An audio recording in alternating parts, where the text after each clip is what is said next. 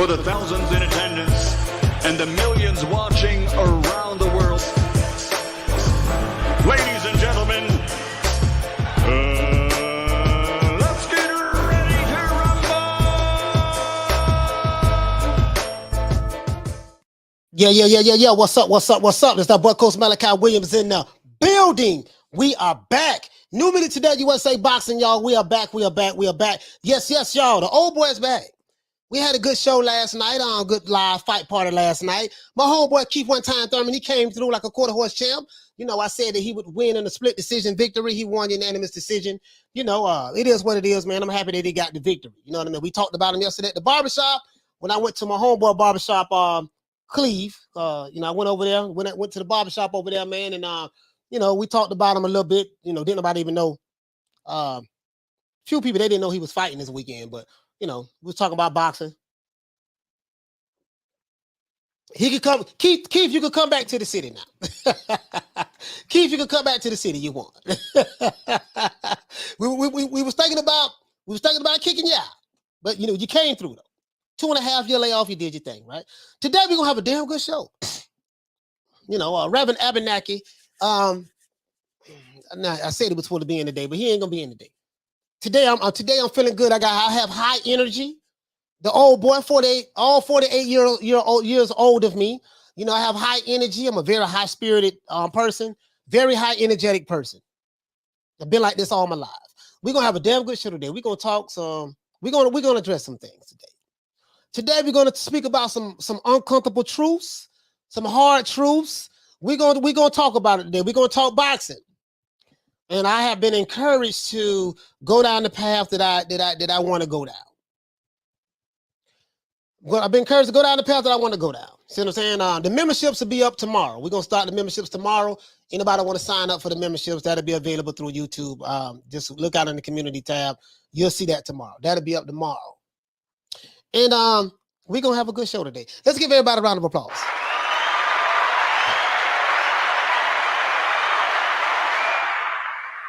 Salute to the family. Let's get into this. Let's get the sisters a shout out. All the sisters a shout out. Shout out to the Queen, Carmen Serene. Shout out to the Queen, Lisa Bales. Shout out to the Queen, Ava. Shout out to the Queen, Little Green Eyes P. Shout out to the Queen, Nick Rich. Shout out to the Queen, Bless 365. Shout out to the Queen, Miss Fit. Shout out to the Queens, Arlette. Shout out to the Queen, Monica Silva. And shout out to the Queen, Miss Sexy. And we can't forget about the Queen, Deborah Booker. Let's do this. Shout out to Drumming Phone Live. Shout out to Big Hector Garcia. Shout out to who else we got? Let's see, man. Serious Biz, what's happening? Let's see. Shout out to who else we have in the building? EJ Fisker. Shout out to who else we have in the building, man? Let's get Sam F. What's going on? One Time. Yes, sir. One Time. Shout out to Two Matador. Shout out to Tupac 13. Let's see. Shout out to Charles N. Let's see, man. Let's see what else. Who else we got in the building, man? Shout out to Paul Evans. Salute, my brother. Shout out to Wayne Love Peacock. What's going on, fam? Let's see. Shout out to the Queens. Oh, I said the Queens already. Shout out to my brother Charlo. Salute to Charlo. Shout out to my main man Ronald Finkley, man. Big Ron in the house. Shout out to, if you're new to the channel, please subscribe, hit the like button. If you're old to the channel, hit the like button for the old boy. Let's see. Shout out to Stephen 47. What's going on, bro? Shout out to Knockdown 305, Trey 05 in the building. Billy Stokes. Let's see, man. Chili Boxing. What's happening, bro? Let's see, man. With the Lick Reed. Big Hulk. Hulk in the building from Maryland. Big Hulk in the building. Let's do this, man. To this day. We gonna get it in. He said, True Gritter. What's going on, fam? True Gritter 402. You know what I mean? What's going on, my brother? To this day. Really though. True. And shout out to Taiwan Taylor. Yes, sir. Let's get it in. Now, Keith Thurman had a fight last night, him and Mario Barrios. The fight card was pretty good. It was okay. Was it a pay-per-view fight? No, it wasn't.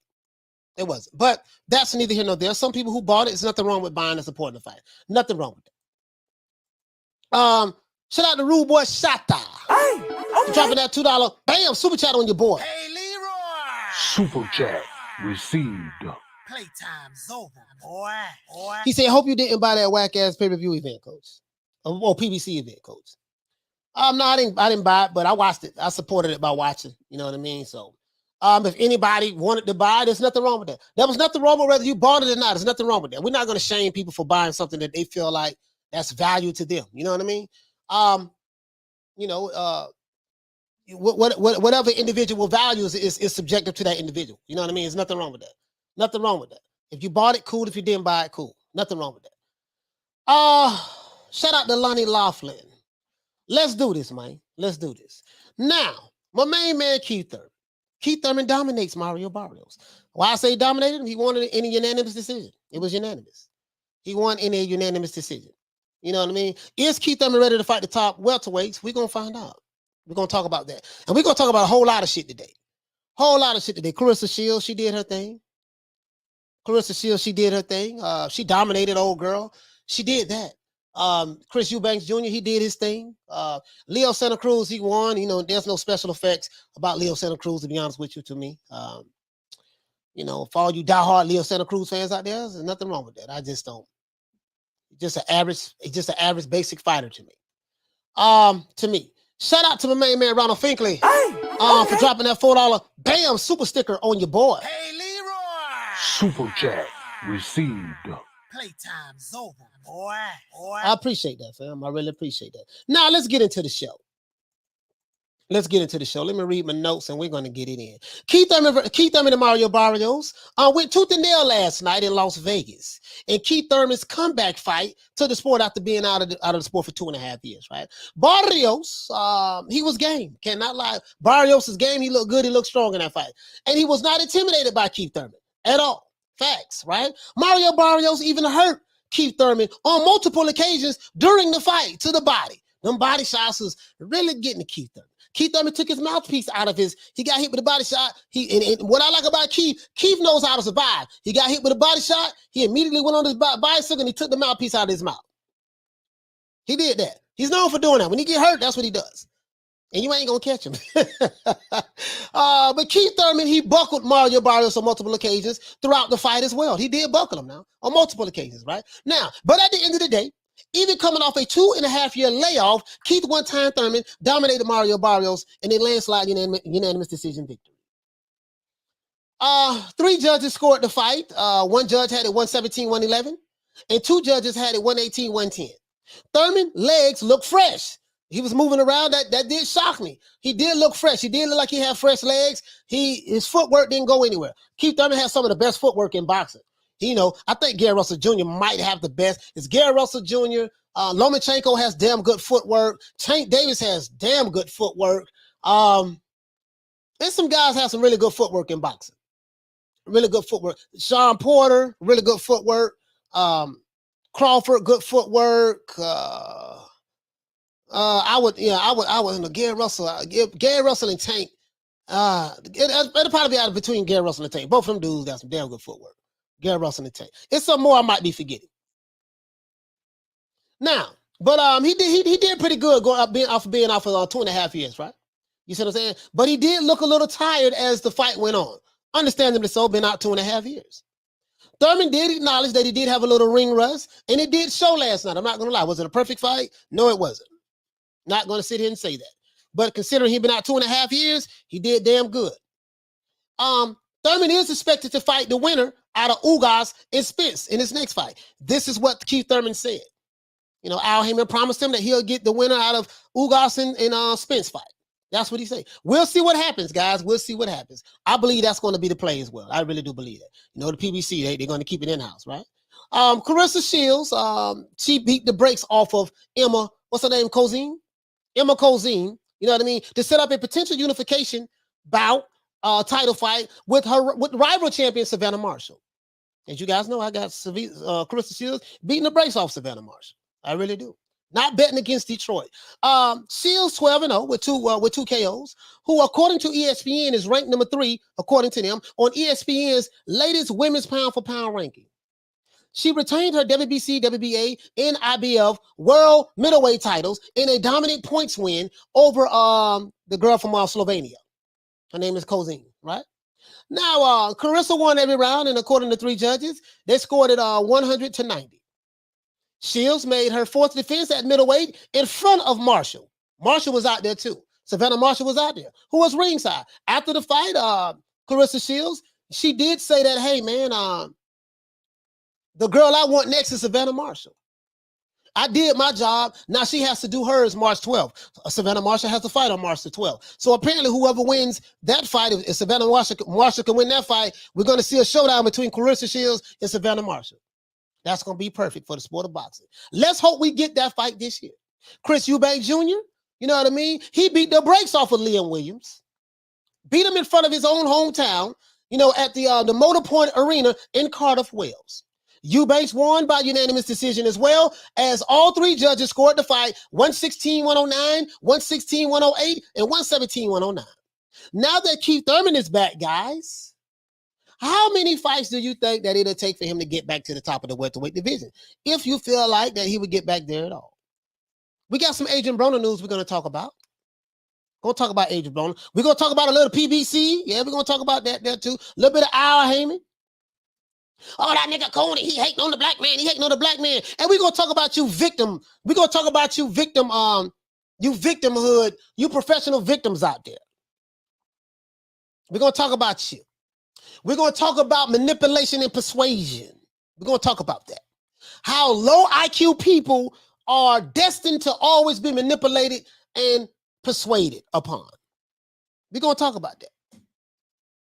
I am here to make enemies today, and I am here to make friends today. If you are a professional victim and you think that this is the race channel, I am your open enemy. I hate victims, and I hate the bullshit. Not here to be your friend today. This is church, and today Reverend Abenak is not here. I'm taking this shit over, and today we gonna speak some uncomfortable truths. So bring out all your coons, your Uncle Toms, your sellouts. Say whatever you want to say. I'm with it today. And I'll be with it tomorrow, Monday, Tuesday, Wednesday, Thursday, Friday, Saturday, and Sunday. Let's do this. Let's do this. Bacon and eggs, what you say? He say Marshall is going to smash Shields later this year. We'll see. I feel the same way you feel, but the opposite. I feel the same way you feel, but the opposite. Want to see that fight? Please let us get that fight. Please let us get that fight. We're gonna see who's who. Shout out to the Queen of Green Eyed Species. She said, yes, Clarissa did as I thought she would. Yeah. Haleen say, bum, Eubank won. Well, if Eubank is a bum, what the hell is Liam Williams? Because Liam Williams got the brakes beat off of him for 12 rounds in his own hometown, in front of his fans. So Liam Williams lost to a bum. So what does that make him, a hobo? Just asking Haleen, what does that make him, a hobo? Oh man, yes sir. He said, my brother, salute to Hendrix. Hendrix, what's going on, fam? What's going on? Let's do this. Let's do this. What's going on, Hendrix? We gonna talk that shit today. The fuck? I'm not here to make friends today. Let's get into this. Not today. Not today. Keith Thurman, my homeboy one time from the Bay. I rooted for my dog. He came through. 2.5-year layoff. Watching Keith Thurman last night really made me realize why I was mad at him, why I got mad at him, why everybody in my city got mad at him, the ones who watch boxing. You took off 2.5 years and left us at the altar, Keith. Saw you fight last night. I'm not gonna lie, it was good to see One Time. One Time, look, he looked kind of old in the face, though. Look kind of old in the face. I'm gonna go to Clearwater myself, guys. I'll let you guys know, and I'm gonna try to get this interview with Keith Thurman myself. I'm gonna reach out to him personally. Physically, I'm going to go over there. I know what Jimmy be at, so physically, I'm going to go over there. So can I talk to him? You know what I mean? We don't do no dick ride for interviews. I don't give a fuck who you are. What city you from? You can be from my neighborhood. If I got a dick ride for an interview, that's one interview I want to get. We don't do that over here. We're not like some others. You know what I mean? But we're gonna do that. We're gonna make that happen. Sean 13, he said Keith can't handle Spence or Bud. He probably can't handle Boots Enos. Not right now. He's been out 2.5 years. I don't think he can beat any of the elite guys. He said, Coach, how long till we find out the pay-per-view numbers? Think they'll lie about it? No, they're not gonna say anything about it, Christian. PBC nor Fox is going to say anything about these pay-per-view numbers. They're going to do the same thing they did when Tank Davis fought Isak Cruz, and they're going to do the same thing they did. Well, that's what Showtime did with Tank and Isak Cruz. But the Fox is going to do the same thing they did with King Kong Ortiz and Charles Martin. They're not going to say anything about these numbers. These numbers more than likely flop. More than likely. More than likely. Remember a lot of shit that I was telling you guys last year about the PBC with Waddell and Reed, and that when these niggas on this pro-black shit, we got to do this and we got to do that and yada yada yada, talking all this white man shit, and you're hating on the black man and calling you a coon Uncle Tom sellout. Those niggas talking to you. Those niggas.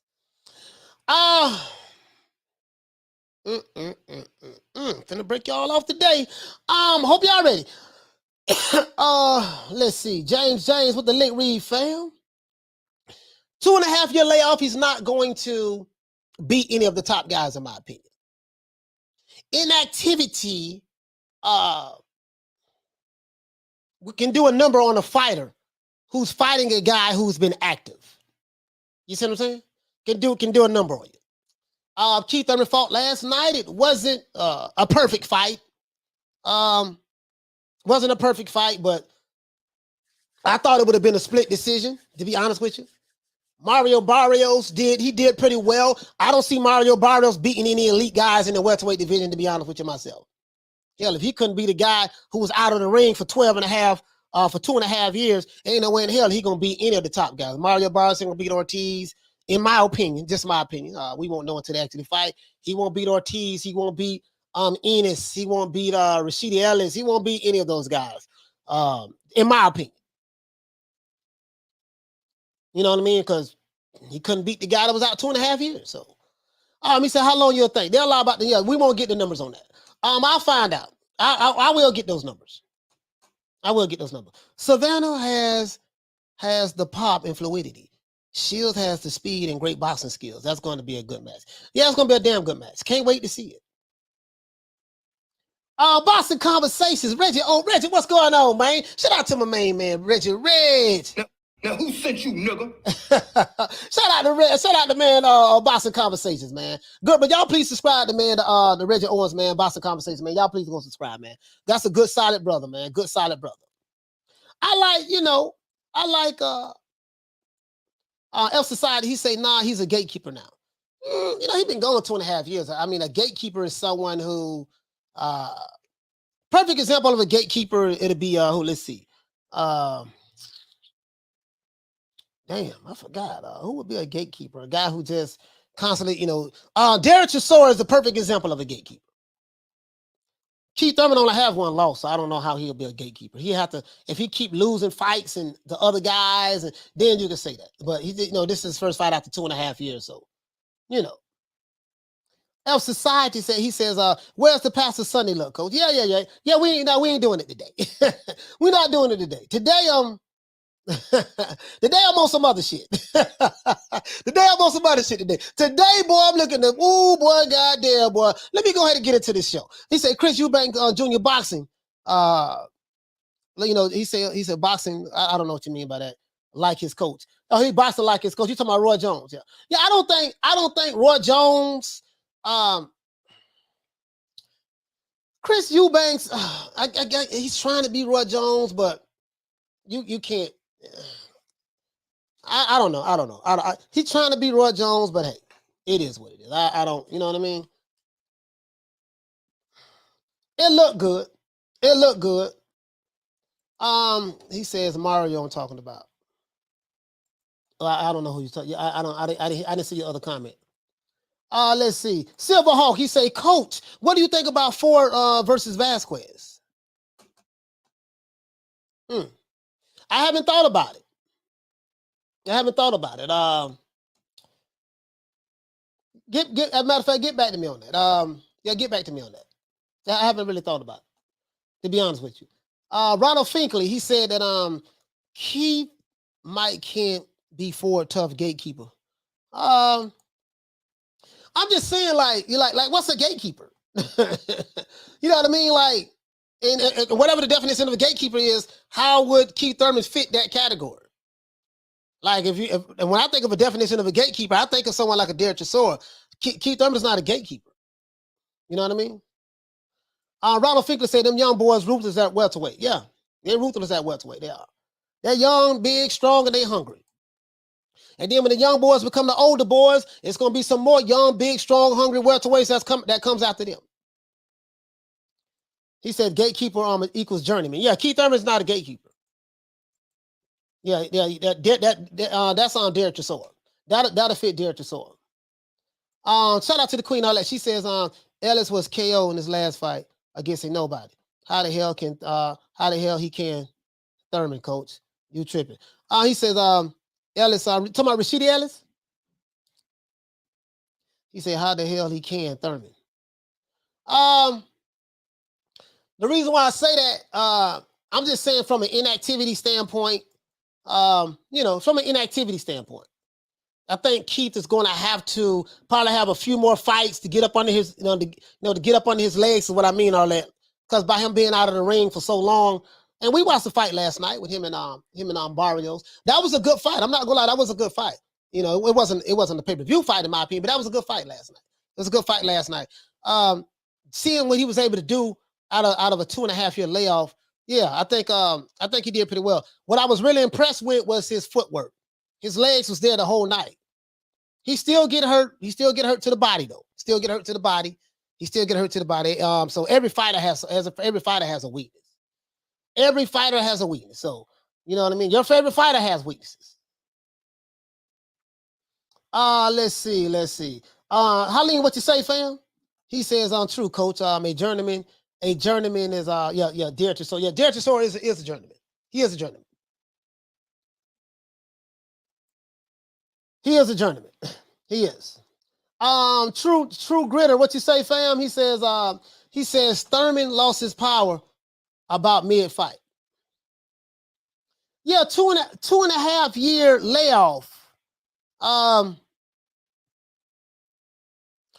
you know what? And like, I don't think people like really understand that. Like, if you've been off for 2.5 years, any fight, whoever your favorite fighter is, let your favorite fighter be out of the ring for 2.5 years. He's not going to be, in my opinion, he needs some more fights under his belt before he can think about, Hold on, Arlette, what's she talking about? Ellis is in the league. Ugas.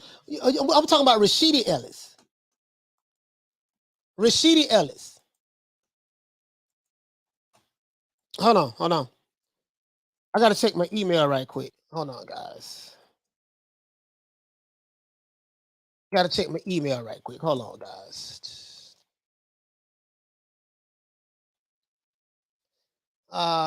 Let's see. Hold on, guys. I'm checking some. I just got a damn email. Is this one of the sponsors? I think I got some from a sponsor. Okay. Yeah, that's what a sponsor email. Yeah, Elf Society, he says, I think she's talking about Ronald Ellis. Yeah, she's talking about, she said that's who I'm talking about. Rashidi Ellis is with Golden Boy Promotions. He's with Golden Boy Promotions. Yeah, he's with Golden Boy Promotions, Arlette. I think you're talking about somebody else.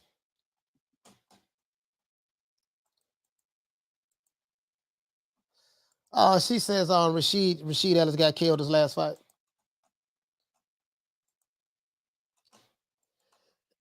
Who KO? Let me see.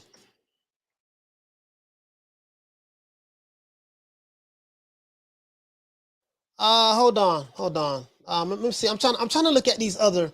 I'm trying to also look at these other. I'm trying to look at these. There's some other fights we got coming up too. Hold on, guys. Where in the hell? Okay, hold on. Where's my schedule? Okay, here it goes. Here we go. I had to pull out my schedules. The rest of the fight schedule we have this year. He said Thurman said he hurt his left hand in like the third round of the fight. Thurman looked to be good, looked good off 2.5 years. Yeah, I mean, yeah, he looked pretty good being out of the ring 2.5 years. He said someone did mention Rashidi Ellis. Oh, shout out to DT3 in the building. DT3 in the building. What's going on, fam? What's going on? Akon say Odo fight was garbage. That Odo Wallin, isn't that the guy, Big Odo? That's the guy they said that Dillian White ducked, huh? Big Odo, yeah, hey, where them Odo Wallin fans at? Hey, Odo Wallin, come to find out, Odo Wallin don't have fans. He just have those Dillian White haters. Remember they were saying, oh man, you know, Odo Wallin, Big Odo, you know, he ducked Odo. Now, he ducked Odo.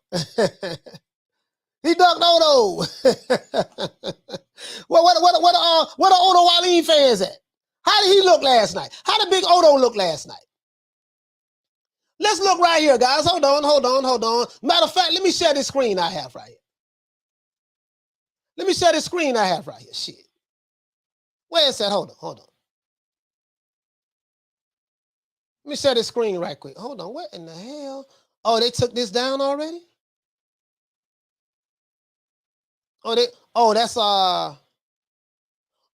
These are all fights in the UK.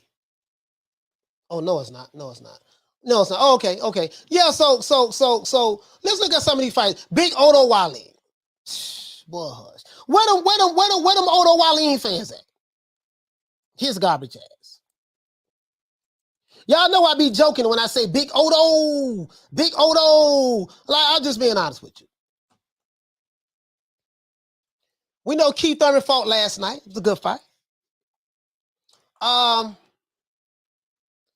didn't see none of these. In all these other fights that happened on the zone undercard, I didn't see that. You know, Chris Eubanks Jr., I didn't see that neither. I didn't see that fight.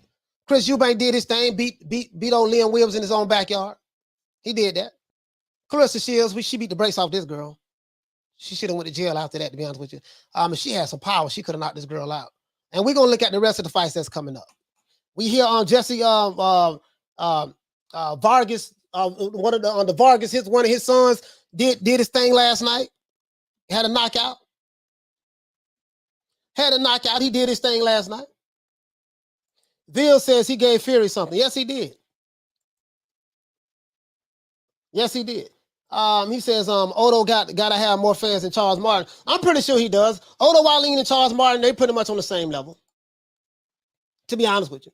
Odo Wallin and Charles Martin pretty much on the same level. He's a C-class fighter. No special effects. He said, I'm a fan of Spence, but I realize he's human. I don't even think Spence is the best welterweight. I think Crawford is better. So please pipe down. I guess you're talking about somebody else. I don't know. He said, I heard an interview from Rashidi Ellis' manager that the boxing voice that he was set to lead Golden Boy last month, but doesn't have a new promoter yet. Yeah, but he more than likely because he's not getting the fights. He says, Wallin almost stopped Fury. Yes, he did.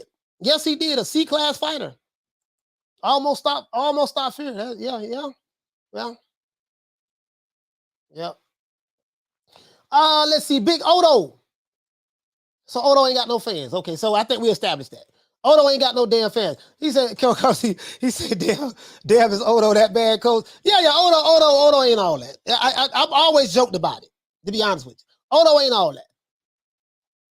They trying to sell me like he the sweetest nightmare. Big Odo. He beat what's the name in the 12-round decision? What the dude named Dominique Brazil? Dominique Brazil. He probably one of the slowest heavyweights in the history of boxing. He's slow jab, slow footwork. Him and what the dude is from the UK, Joe Joyce, slow as all outdoors. Both of them, they throw a jab. You can literally go to the refrigerator, make you a glass of water, make you some Kool-Aid, put the Kool-Aid pack in there, throw some sugar in there, stir it around, put some ice in it, pour you a glass, come back, and the jab will just be arriving. He say, Coach, how do you feel about the AB rant? Oh, we gonna talk about that. I won't say it's a rant. I think he dropped a whole lot of stuff. As a matter of fact, let's get into it. Not even gonna waste no time with it. Let's get into it. Shout out to Fred Barbershop Conversations, my brother. Fred Barbershop Conversations. Shout out to that brother, that man. Fred been on it. Fred has been on it. He's been on it. I know he gets called a coon Uncle Tom sellout like me. You're a coon, you're Uncle Tom, you're a sellout. I got something from you coon Uncle Tom sellout niggas. You might want to leave the building today. Let's go ahead and sound the alarm. Today is church Sundays. If you are a sensitive, I'll be sure looking ass nigga, you might want to leave the show today. If you get overly sensitive and you are a race sensitive individual, what I mean by that is, if you gotta always talk about it's racism, white supremacy, you might want to leave the show today. If you are the type of person who likes to push certain narratives and try to do skin color politics when you don't even believe in the shit that you're talking about, you might want to leave the show today. If you ain't doing nothing for your community while you pushing this fake ass black agenda, you might want to leave the show today. If you like to dick ride for interviews, promotional companies, and promoters who don't even talk to your ragged ass, you might want to leave the show today. If you do not like me, you think I'm a coon, Uncle Tom sellout, you might want to leave the show today. I give two fucks about you today. You know, I give two fucks about you tomorrow, Tuesday, Wednesday, Thursday, Friday, Saturday, and Sunday all over again. Right now, we're going to deal with some real issues. We're going to talk boxing, and we're going to talk facts. And we're going to talk about, and we're going to take the emotionalism out of it. If you are an overly emotional individual, a beta male, you might want to leave this show today. I don't like beta males. I don't like fanboys. I'm not here to coddle you old, crusty, narrative-pushing ass niggas. Not here to coddle you today. Not here to coddle you today. Not here to coddle your subscribers. Not here to coddle your shooters. Not here to coddle your anybody. Not here to coddle you today. You've been warned. You have been warned. Let's go. AB, Adrian Broner. Remember last year, guys? Was it last year? Yeah, it was last year. Last year, Adrian Broner put out, as a matter of fact, fuck the dumb shit. Let's do this. Fuck the dumb shit. That's my mother used to say. Betty Jean used to say. That's what my mother said. She said, fuck the dumb shit. That's what Betty Jean used to say. Let's go. Let's share this. Oh, shit. Add the stream. Right here. Adrian Broner, this is on his Instagram page. I made a screenshot of this. AB the Wave God. Last year, AB said, all on some real shit. I know what I'm going through, but at this point, you're handling me like I hit licks for you, sending me $1,000 to $1,500 a day. Nigga, if I want to spend $1 million, I should be able to because I made it. I know that I know what I owe, and I told you to pay it and get me some more fights. As you know, AB haven't had a fight since last January, right? So I can make money. He said, you got me ready to go out here and get 100 to 200 pounds of weed, bro. On God, I would never say F you, but stop playing games with my MF money. Give me all of my money, bro. Then AB continues on to say, stop playing with me, bro. On God. And stop calling me, nigga. I ain't trying to talk. You can't finesse or out-talk me out of this. F everybody. A lot of people said, well, you know, man, with AB, you know, Coach AB a F up and Al just looking out for his best interest. I asked the question. I said, man, how you know Al looking out for his best interest? How you know that? Well, you know, AB just be messing up, dog, you know. So, you know, I'm like, you never met Al Heyman, never talked to him, yada, yada, yada. Well, you got a whole bunch of fighters over there. They say, well, man, you know, they thank Al Heyman for they thank God. Oh, I'm gonna bother these niggas today. A lot of fighters thank Al Heyman. They don't talk bad about Al Heyman at the PBC because apparently they can't. I know y'all on some black shit, but the problem with your fake pro-black narrative, I told you guys and I showed you the receipts, the PBC is a white-owned company with a black face. There's nothing pro-black about the PBC. Contrary to popular belief. I showed the receipts on here. Still got them too. Waddell and Reed. Macquarie out of Australia. Who bought out Waddell and Reed. But some people said, well, you know, man, Coach, man, AB, he be fucking up, man. And it's part of the best thing that Al doing for him. I said, you know what? Y'all might be right. Y'all might be right. Might be right. And then it trickled over to, okay, now we hearing they getting sued and all this shit there for the tickets, you know, for the ticket scam and all that stuff there. I'm like, okay, God, now him, Floyd Mayweather get sued about that. All right, we'll see how that work out. That, you know, that might not be nothing. But promoters do that all the time, right? Then AB comes out again. AB the only one that really just came out and said, man, look, this is what's going on over here, baby boy. What does this have to do with boxing? It has everything to do with boxing. Let me tell you how. All these pay-per-view, all these non-pay-per-view fights, that's pay-per-view fights. Now you have a choice to buy them. Again, 2022, I've never in my life seen where I've seen people who so-called love the sport of boxing count for promoters and managers. I've never seen nothing like this before in my life. Never seen nothing like this before in my life. I come from the conscious community. Well, probably before there was a conscious community. I came from that bullshit. So I know you niggas talking points. Professional victims, very low IQ. You don't even study, read books, don't know how to do research. What the fuck I'm gonna listen to some niggas? What I'm gonna listen to them niggas for? Like, for real. If you're new to the channel, please subscribe to the like button. If you're new to the channel, please subscribe to the like button. Finna body these niggas today. Yes, I am. That's what I plan on doing today. Desecration mode is in full effect. Really though. Let's do this, man. So AB, remember he said all this last year, right? Everybody say, oh, you know, coach, AB just, you know, and then I'm gonna say it like this. I like to focus on what's right. I don't believe in pushing narratives. I don't want to be a part of your clique. I don't want to be a part of your crew. We ain't homies, none of that. I don't rock with your narratives. Your narratives is blowing up. I came through this mofo like a napalm bomb last year. Yes, I did. I didn't take no prisoners. Phone lines will be open. Let's see, can we get these lines open? We got less than 100 likes. We need 150 likes. I want to open up these phone lines. I want to talk to the people. I beg my detractors to call in. They never call in. I beg them to call in. Real gangster. They real gangster in the chats though. The message, they be gangsters here. They be OG, triple OG, quadruple OG, but they never call. So AB, let me let you hear this. Let me let you guys hear this. Everybody at the PBC getting paid. Everybody got mansions, Lambos, suicide doors. That's what they say, right? That's what they say. All you do is attack black. No. You niggas ain't gonna play the victim with me today. Not with me today. Not with me today. I give two fucks about your victimhood mentality. Call me what you want to call me. The phone lines will be open. You'll have every opportunity to do it. AB, About Billions, did an interview with this brother by the name of Quiet Room last night. Quiet Room. He talks to this guy very well. This is the part. This is the show Quiet Room. I just subscribed to him. His name is Queen's Flip. Queen's Flip. That's his name, right?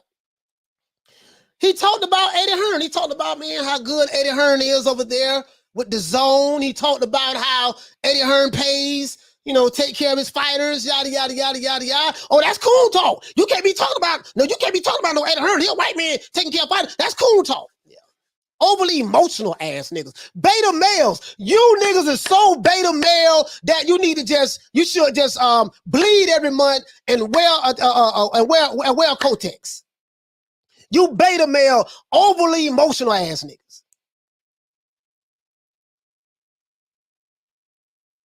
Got a million problems in your life. It's racism, white supremacy. I told you dumb ass niggas. I say, listen, I'm talking to the dumb niggas right now, guys. Dumb niggas. What is a nigga? A nigga is an ignorant individual. You niggas is ignorant, slow, and stupid. and low IQ. This is why you are so easy to be manipulated and made victims of. This is why you can't accomplish shit in your life. Because you're too busy looking for, oh, where's the white supremacy? And that you can't do nothing else in life. You stuck there. Yeah, it's stuck there. I am the guy on YouTube. I don't give a damn, dog. I don't give a listen. I don't give a fuck about the Latino narrative pushers. Fuck you. I don't give a damn about the white narrative pushers. F you. I don't give a damn about the Asian narrative pushers. F you. And I don't give a damn about the black narrative pushers. F you. I give two fucks about all of you. I like to keep it boxing. But we gonna talk about what AB said. AB, where you at, boy? Where you at, boy? Phone lines will be open. I promise you that. They ain't gonna call. Them niggas don't never call them. Straight bitches. Let's do this. Let's see how can we do this. Shit. Hold on, guys. Hold on. So let's do this. So Flips is talking to AB. I'm gonna let y'all hear a little something. Let y'all hear a little something. Here you go, right here. You give a speech, you give a big speech of how you change and how you focus, and then you don't do it, you go right back. No, I do what I do, and then I go right back, and then I come back. So he's talking about how AB always, give a speech about he's back and he gonna do right, and then right when everybody getting to believe him and stuff like that, and then he go right back to doing that bullshit he was doing, not fighting, whatever the case may be. AB gonna let us know a little something. Now, what I want you to do is this here. I want you to listen to this to unbiased ears. If you are a victim and you don't want to believe what you're hearing, that's fine. If you're a broke, ragged ass nigga that ain't got shit going on in your life and you following niggas on YouTube, because they satisfy, they're making you feel good about your ineptitude in life, about your inability to be able to provide for your women and your children, and you want to sit around and play victim all goddamn day, guess what? You might want to leave this show. Not your homeboy, not your friends. This is accountability day. If you ain't gonna hold yourself accountable, guess what? This ain't the channel for you. We're gonna talk boxing and we're gonna keep it real. If you subscribe because you thought this was gonna be something like a Alphabet Boy channel, guess what? You might want to unsubscribe. If you're new to the channel, please subscribe to the like button if you like the content. If not, we holler. We holler. Get two fucks about you, and I mean that. I know what I'm doing over here. Let's go. Let's see what this brother got to say. Next time you gonna do it? Is it a pattern? People look up to you, AB. So the boxers that come that don't get the AB opportunity. I do not own the rights to this material. This is for educational purposes only. I do not own the rights to this material. This is for educational purposes only. Let's go. Don't get the AB opportunity. Don't get the fights that they want to get, or when people looking forward to them or towards them, they don't get that. And if they was in your position, they would not drop the ball. And if that is it, I never dropped the ball. What the fuck is you talking? I ain't dropped no ball. Now, what he's saying about dropping the ball, we always felt like AB is a very talented individual. And then after the Marcos McDonald loss, things wasn't the same after the Marcos McDonald loss. You see what I'm saying? And it kind of seemed like the AB be fucking up. And he does mess up. I'm not one of these dudes who go, oh man, y'all don't understand the struggles of the black man growing up in the inner city. Nigga, I came from the inner city. I understand it very well. Came up on food stamps. I remember me and my mother used to go to the welfare office to get the welfare checks. Free lunch at the park during the summertime. All of that shit. I know all of that shit. Came up in inner city just like any other black man in America. But I don't believe in making excuses. I think once you get older, you shouldn't be in your 35, 40 years old still hollering about you a victim. Nigga, we kings and queens. How you a king without a kingdom? Nigga told I'm a king. How are you a king without a kingdom? I'm a god. You're a god, but you're being dominated by another group of people. Let's continue. You don't feel you don't feel you dropped the ball? What? Drop what? How? fuck can I drop a ball? AB free. I'm not a receiver, nigga. For one, I'm not a receiver. You don't feel you drop the gloves, nigga? No. AB finna break this shit down. Now, for those who love Al Heyman, for those who cap for the PBC, for those who say that the PBC is the company that was put together by the black man that's trying to overthrow the white man for the benefit of the black race. This is for you dumb, slow, uneducated, stupid, retarded, old, crusted ass niggas. This is for you and your followers. Break it down, AB. Tell me why. No, because in this boxing shit, what's going on right now is this. And I shouldn't even be saying this on air, but fuck it. A lot of these fighters,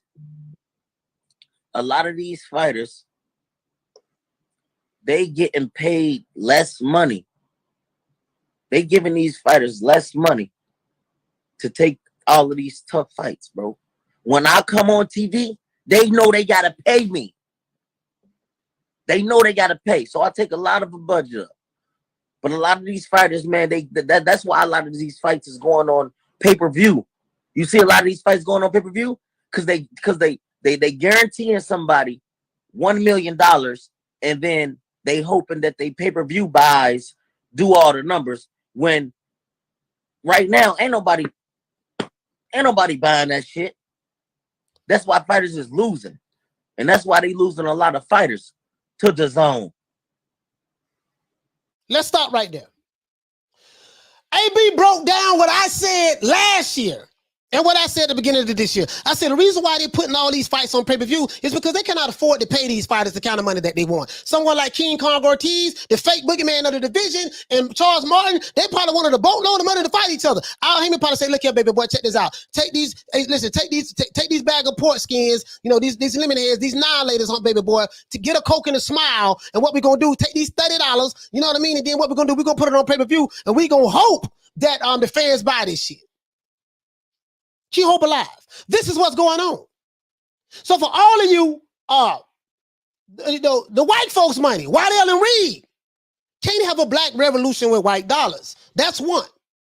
So when you go to talking about, yeah, man, what we gonna do? See, Al Heyman gonna be the one to come in and we gonna fight the big bad white man and we gonna knock the white man out. Bam, catch him with a 2-piece, and then we gonna come around and hit Eddie Hearn with a check left hook, and then we gonna hit Bob Allen with an uppercut, and this what he gonna do? No. I keep telling you, dumb, slow ass niggas, that when you make that kind of money, the only color that matters to them is green. No one thinks primal like the low IQ motherfuckers at the bottom. You see things in black and white. They see things in green. So no matter what kind of narrative you try to spin, push, twist, however you try to bring it, it doesn't change the fact that you are wrong, and wrong. Let's continue. Let's listen to what AB said. Now you can say, well, oh, man, you know, AB don't know what he's talking about, man. AB, man, shit. AB just, you know, AB just tripping, man. You can't take what he say seriously. Yeah, I mean, that sound good. That sound good. Because it goes against the narrative. It sounds good. But AB, let's continue. No. I can't even really say too much because I'm gonna be getting calls from Al Heyman and all of them in a minute. But I know what I'm talking about. I'm a businessman, and they know that. And when it comes to me fighting, they gotta come correct. They got to. I don't get the correlation. So a lot of people are losing, getting paid. I don't understand. Like, you know, I'm slow. So what? What I'm saying is this: they'll get a good fighter. He good, but he never made this type of money before.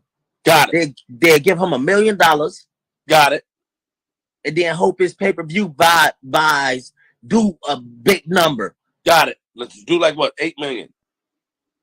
Whatever, big numbers. But it don't happen. So they lose money. And they getting paid less. When I can go somewhere and get a guaranteed 5 to 10 million. So if they're giving the million and so AB is talking about how they lose money with the pay-per-views, because what happens is the particular fighter, your favorite fighter, whoever that fighter may be, these fighters want a certain amount of money. Someone like a Keith Thurman, he's from my city. He's from Clearwater. I'm from Tampa, West Tampa, Florida. So Keith Thurman wanted a certain amount of money. He's been gone 2.5 years. I broke this shit down already. He's been gone 2.5 years. The world of boxing has forgotten all about Keith Thurman. Then he comes back, hey man, I'm gonna fight Mario Barrios, a guy who people barely know. And we gonna fight pay-per-view. Hey, look, Al Heyman, I probably want $3-4 million, man, to come back and fight this dude. Al probably said, look here, baby boy, look, the money ain't there no more, baby boy. The Waddell and Reed money, the white company that gave me that invested $500, the money ain't $500 million into the company, the money ain't there no more, baby. I can't give you that guaranteed money no more. What we gonna do is this. Take these $30, these pack annihilators, and we gonna put this on pay-per-view in the hope that on the strength of your name, after being gone for 2.5 years, we'll do astronomical numbers, and those $3-4 million that you wanted, you'll better get that on the quote-unquote what these alphabet boy niggas like say, the back end. That don't exist. There's no such thing as back end money. You niggas made that shit up. You can't even explain it. And if you try to explain it, I can show you that ain't back end. El Folio. Let's continue. Don't want to show you. But anyways, that's what it is. So now AB is saying that he want to get the guaranteed money. See, the money in boxing is in the guarantee. This is what he's saying. Rather get paid. Now, unless you're and this is why Canelo is saying, hey, look here, baby boy, Al Heyman. Check this out. No, you're not gonna give me $1 million and tell me I'm gonna get the rest of my money after you tabulate the pay-per-view numbers. No. What you gonna do is you're gonna give me my $40 million up guaranteed. I want $40 million guaranteed, Al Heyman. And then you can give me the other percentage, and I want a percentage of the pay-per-view. So if it take you 3, 4, 5, 6 months to tabulate that shit, so be it. But I want $40 million up front. The guarantee money. So for all these slow ass, dumb ass, crusty ass, low IQ, unintelligent ass niggas out there, the YouTube channels who was pushing this race-based narrative bullshit about Al Heyman, you niggas lied. I exposed you niggas last year. And there's a brother he's doing some really good work, man. The brother doing some really good work. And he's been ostracized a lot. See, this is the thing, right? When you get so emotionally invested into a bullshit narrative, you only see things through the lenses of the narrative that you're pushing. So the truth can slap you in the face. You would disregard the truth because it doesn't line up with the narrative that you want to believe. I don't push the narrative because I push narratives for 25 years.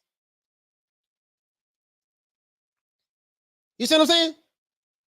25 years. So the shit that you are doing, I've been there, done that already.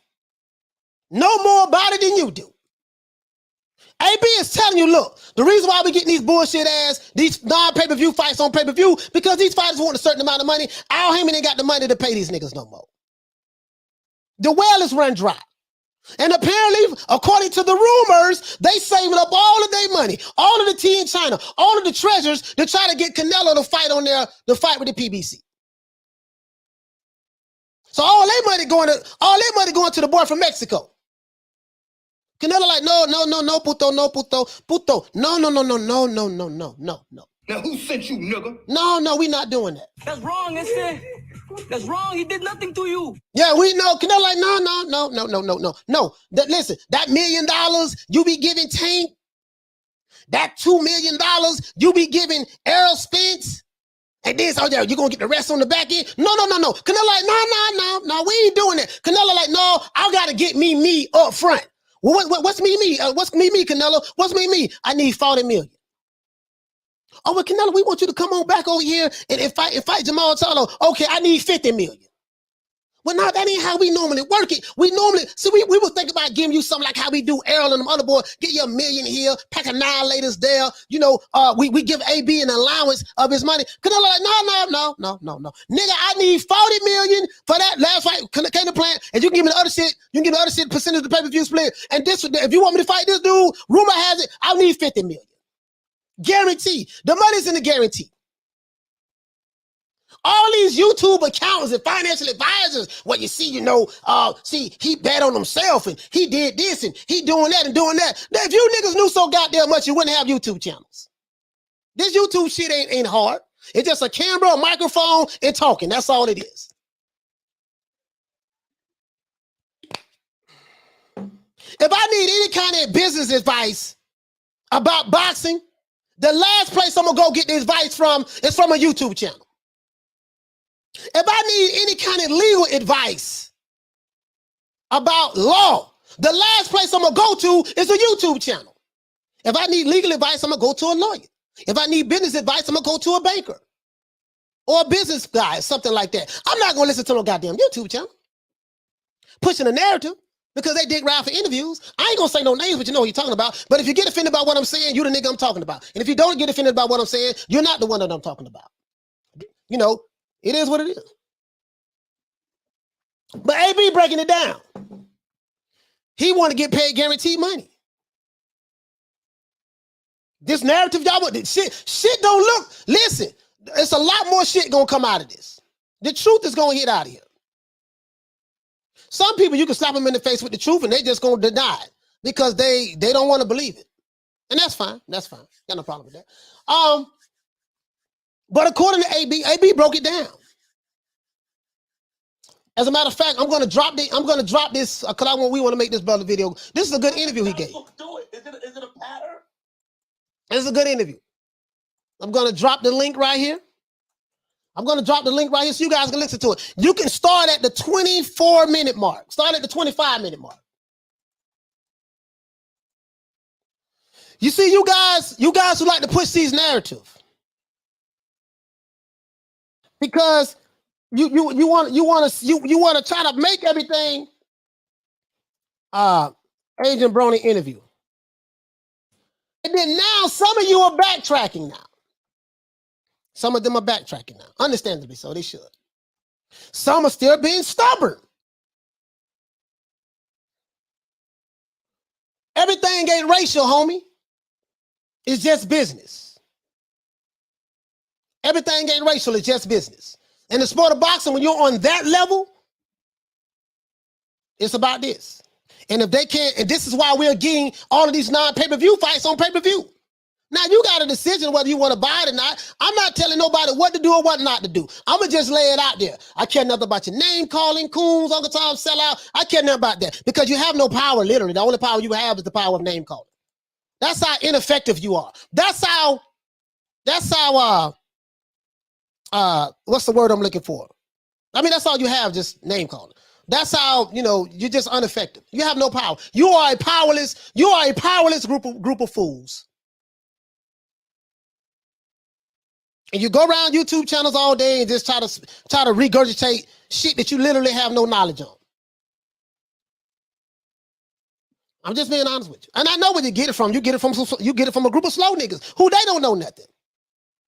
It is what it is. I get it. The blind leading the blind, I guess. The dumb leading the dumb. Shout out to Jamie Nieto for dropping that quarter of a bam dub on your boy. Hey, Leroy! Super chat received. Playtime's over, boy. He said kind of like dudes pushing narrative because Bill Ronnie Shields gives them interviews, just saying.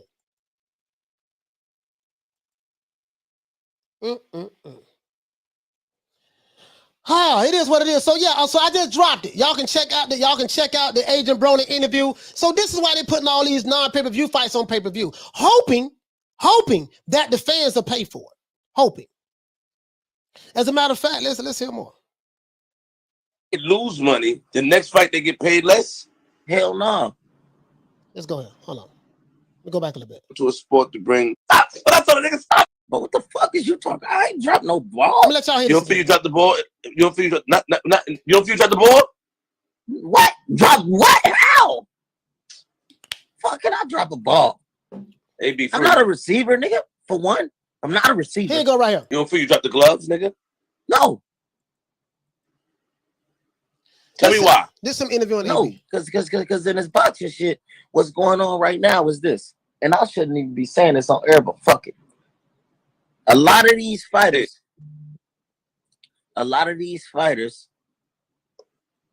they getting paid less money They giving these fighters less money to take all of these tough fights, bro. When I come on TV, they know they gotta pay me.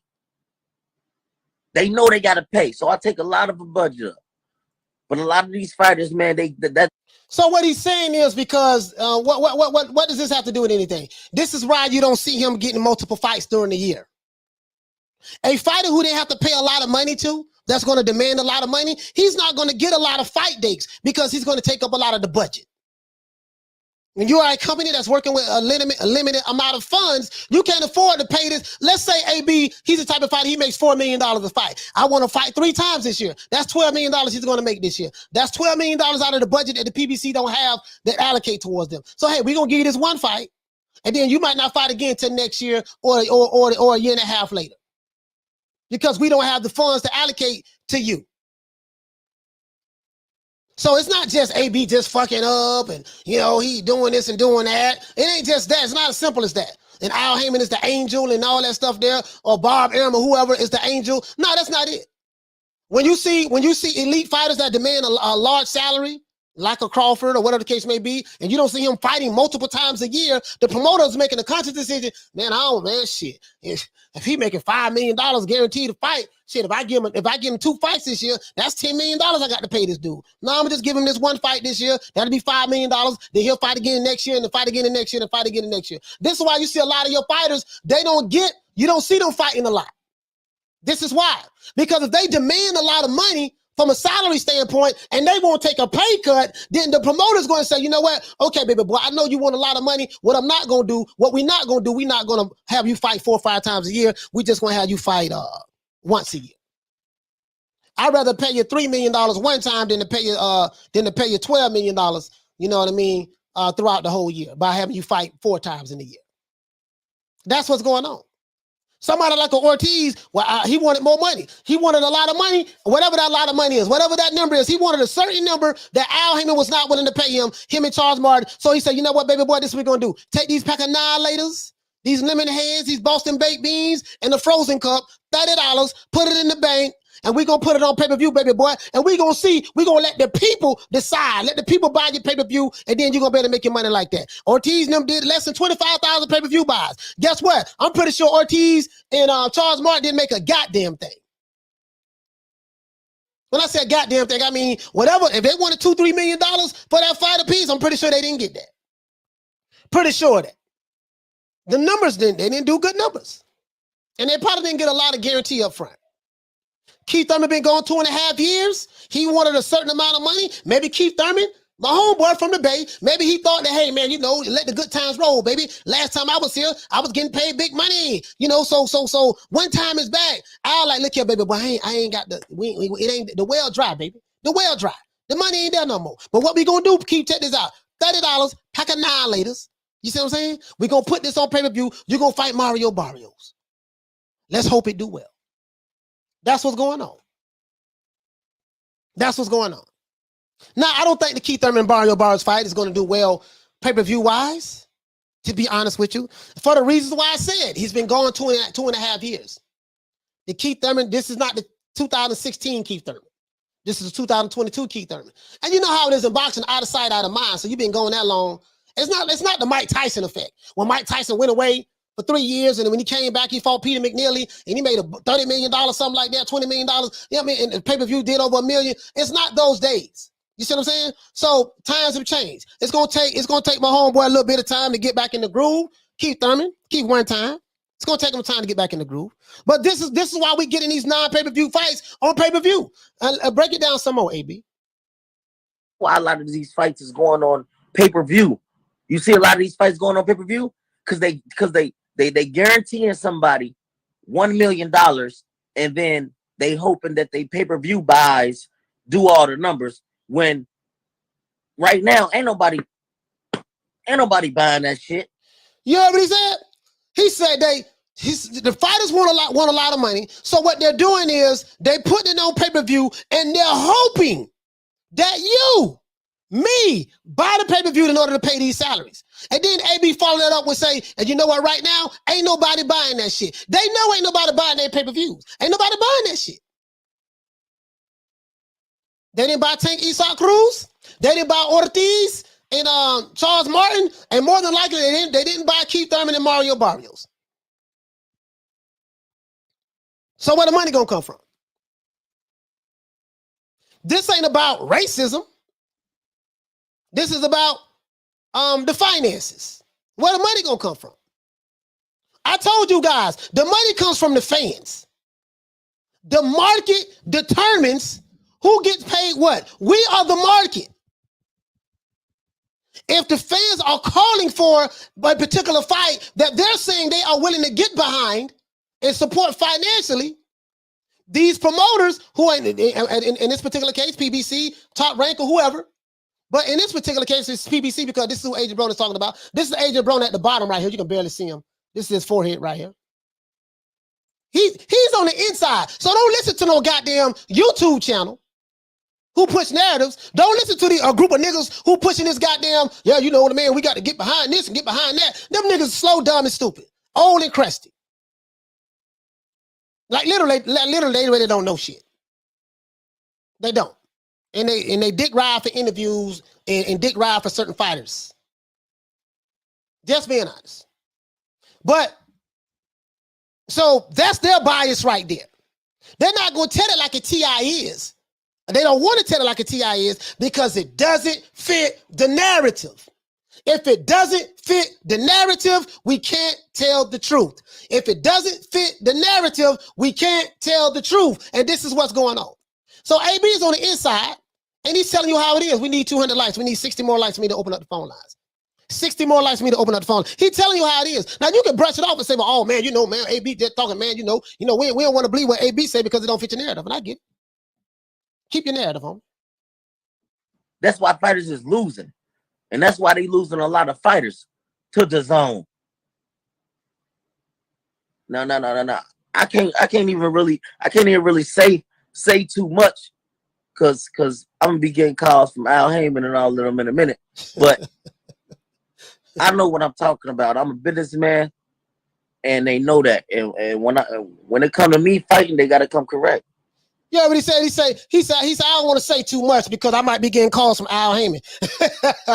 shout out to Jason K, man. Shout out to Jason K. For dropping that $2, bam, dub on your boy. Hey, Leroy! Super chat received. Playtime's over, boy. He say light blue balls with boots. Yeah, man. It is what it is, man. These niggas be pushing narratives, man. And they older guys. Like, I'm 48, dog. These dudes older than me. When you're a certain age, I mean, I just feel like when you're a certain age, it's just certain things that you shouldn't be doing anymore. It's like being a certain age and still believing in Santa Claus. Nigga, you got to evolve. You got to be able to evolve and grow. When there's no evolution, there's stagnation. When there's stagnation, there's death by paralysis. If you're stuck on one thing all day, every day, all day, day after day, week after week, hour after hour, minute after minute, second after second, month after month, year after year, you ain't gonna grow. You just gonna be stuck right there. A lot of these dudes are stuck. A lot of these dudes are stuck. AB broke it down. This is what's going on, guys. Why am I sharing this? Because because there was questions. Coach, why they putting these non-pay-per-view fights on pay-per-view? Agent Broner just told you. He just told you why.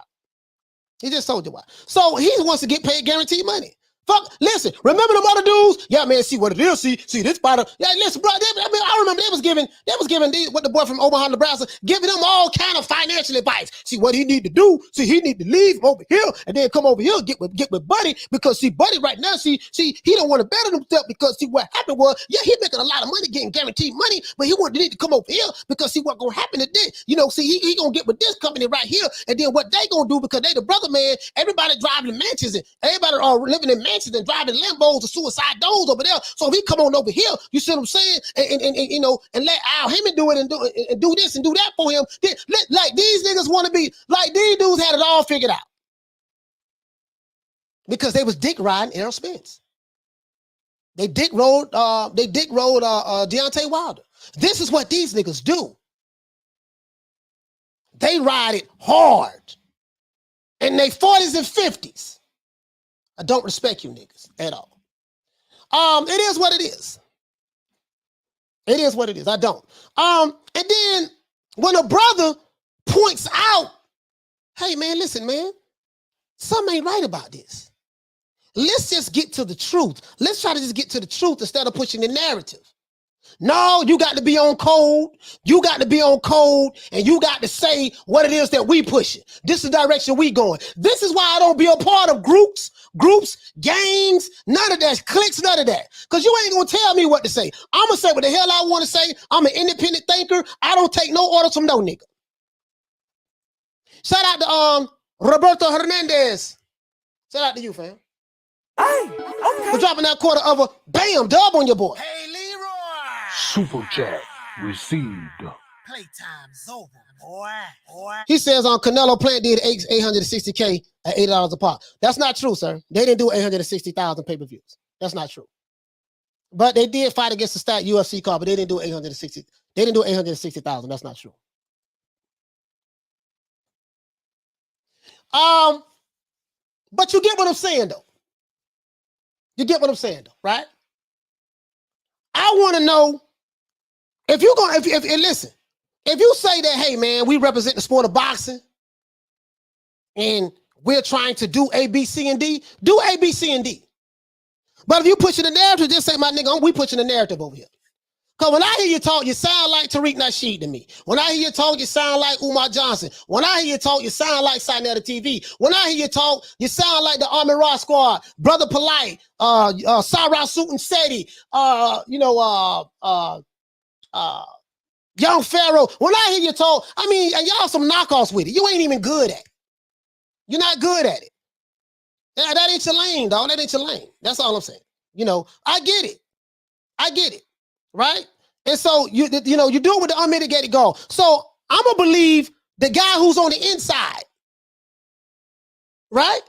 Now, what Agent Brony is saying, he's going against the pro Al Heyman narrative, the pro PBC narrative, but he's saying, look here, man, this is reality, this is what's going on. This is why we as boxing fans,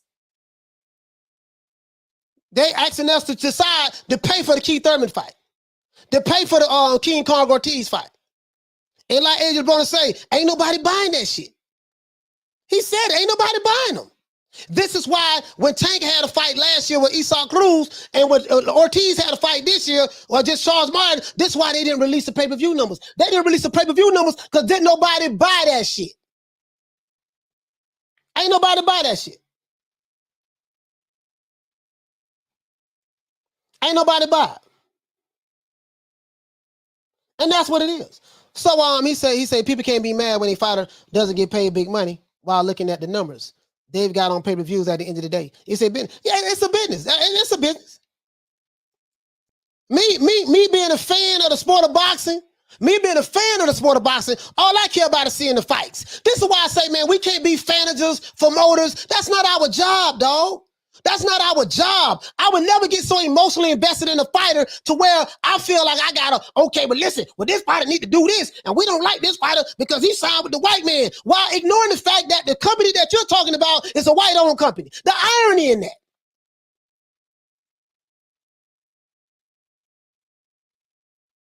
The PBC is a white-owned company. You hate Bob Arum because he's racist, the evil white man, and all that stuff there, while ignoring the fact that the PBC is a white-owned company with a black face.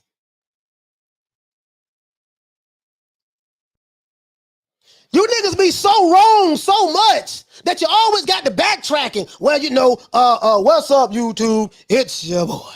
You know, well, now we find out that A, B, C, and D, after years of pushing a certain goddamn narrative. Told you these niggas is slow and stupid, man. I told you that. Killy Boxing says they can't make the Spence Crawford fight because they don't have the money. Exactly. The money is not there. The money is not there. He say Bob Arum is a piece of shit. That's true. I feel that same way too. But he is not my thing is Bob Arum is not the only piece of shit.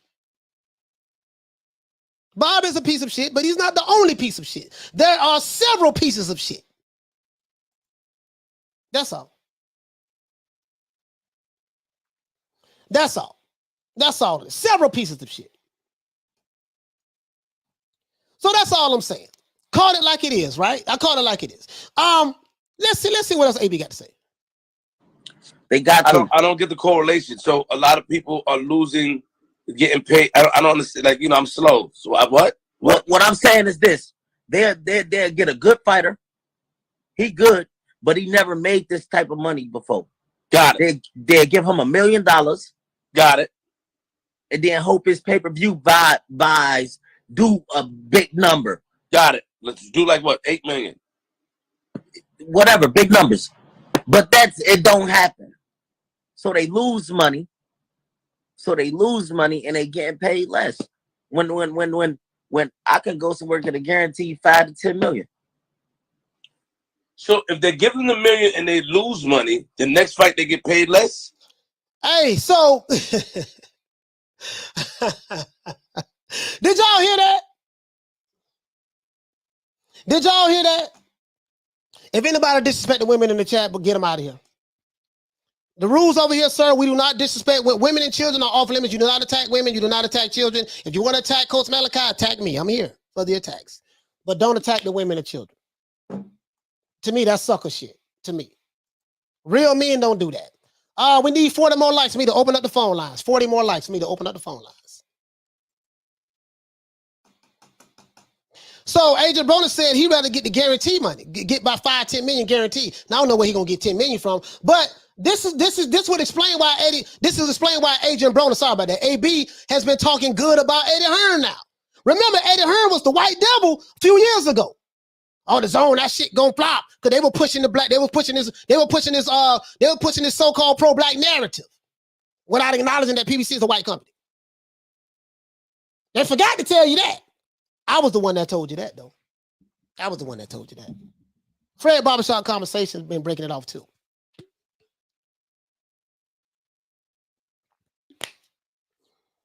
But now he's talking good about Eddie Hearn now. Eddie Hearn, the zone is still here. Am I capping for Eddie Hearn? No. You know me, I get too fussed about promoters. I like boxing. If the promoter's going to give us the fights we want, guess what? I like that promoter. If the promoter's not going to give us the fight we want, guess what? Fuck that promoter. It's as simple as that with me. I have no emotional attachment to none of them. Why? I don't receive a check from them. I don't know these guys. I'm not in it for that. We just want to see the best fighters fight the best fighters. Spence Crawford fight, that shit ain't going to never happen. Never. The well is dry over there. The well is dry. Let's continue, AB. Hell no. They're supposed to, but a lot of these guys be getting dick like that. They trying to do my brother like that right now. I ain't gonna say I know, but they trying to do him like that right now. His last fight he got $1 million, and this fight he trying to give him 700. Like, man, stop it. First of all, he's supposed to get a bonus of 700, and he's supposed to get a 1.2 from the guy he about to fight. But I ain't. You talking about the guy that didn't want to do a skit with me? He don't want to say the name. No, not him. Okay. Remember that shit, AB? Now he get. That's it. Listen, start at the 24-minute mark, 25-minute mark. It's 3 minutes long. Start at the 25-minute mark. Agent Broner breaks down how the business of boxing works, but more importantly, how is it working at the PBC? Without specifically saying the PBC, but he just really broke it down. And he talked about, hey, I can't say too much because I might be getting a call from Al Heyman. Why would Al Heyman give you a call? Why would Al Heyman give you a call? Because, baby boy, you can't be telling everybody how we operate over here. He said, I guess he's talking about Tank. We can't be telling everybody how we operate over here. If what Agent Broner is saying is true, then the people who was pushing those narratives, they flat out lied to you. That's my whole point. If what Agent Broner is saying is true, and I'm more inclined to believe AB than a nigga with a YouTube channel who dick ride for interviews, guess what? Then that means they lied to you. They've been lying for a while about this shit. They've been lying for a while about this. And all their followers, y'all been going around on YouTube, getting in debates and wars with people behind false information.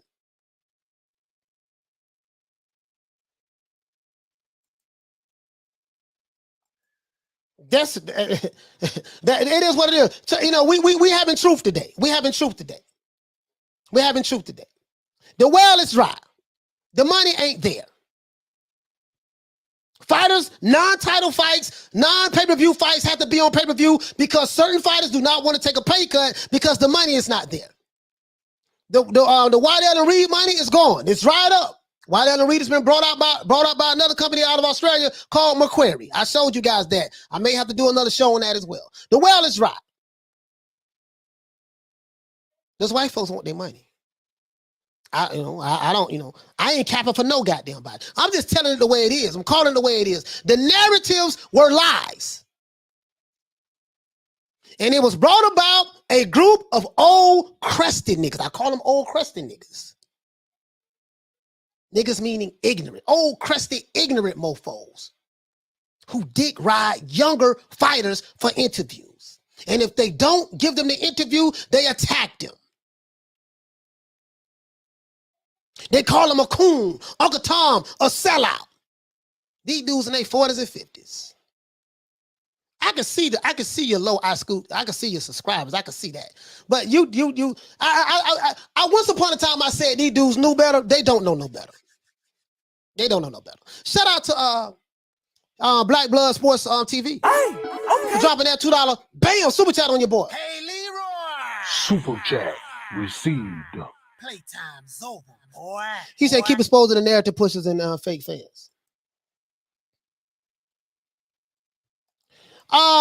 He says they're talking about Aaron, but the difference is his fighters get paid and PBCs don't and fight once a year. Use your logic. So a fighter who get paid a lot of money, you know what I mean? If we can't afford to pay you the type of money that we used to pay you, then guess what? I'm gonna pay you the money that you want, but you're gonna fight one time a year. You're gonna fight once every 18 months. So whatever money you get paid, you better try to make that shit work. And they get allowances. Shit, Adrian Brother was saying, goddamn, he was giving them $1,000 a day of his money. Some people, what I said, listen, man, he a grown ass man. Some people say, man, well, you know, man, well, Al is looking out for him. Al trying to save him from himself. Me, you're a grown ass man. You make your money, I'm gonna give it all to you. If you fuck your money up, that's on you. I'm not gonna babysit no grown man, dog, not me. I'm not gonna babysit no grown man. Can't do it. Can't do it. Shout out to my brother, Rebuttal Entertainment. He said, Coach, just jumped in, good show. He's talking about Robert Issa. Oh, Robert Issa, I didn't know who he was talking about, Rebuttal. Hey, shout out to my brother, man. Hey, okay. Shout out to my brother, man, over there, man. Well, you know what I mean? Like, I ain't pushing these narratives, dog. I'm not pushing these narratives. I can't do that. I can't do that, dog. I'm not gonna push these narratives. Not gonna do it. These niggas been lying and I got exposed the lies.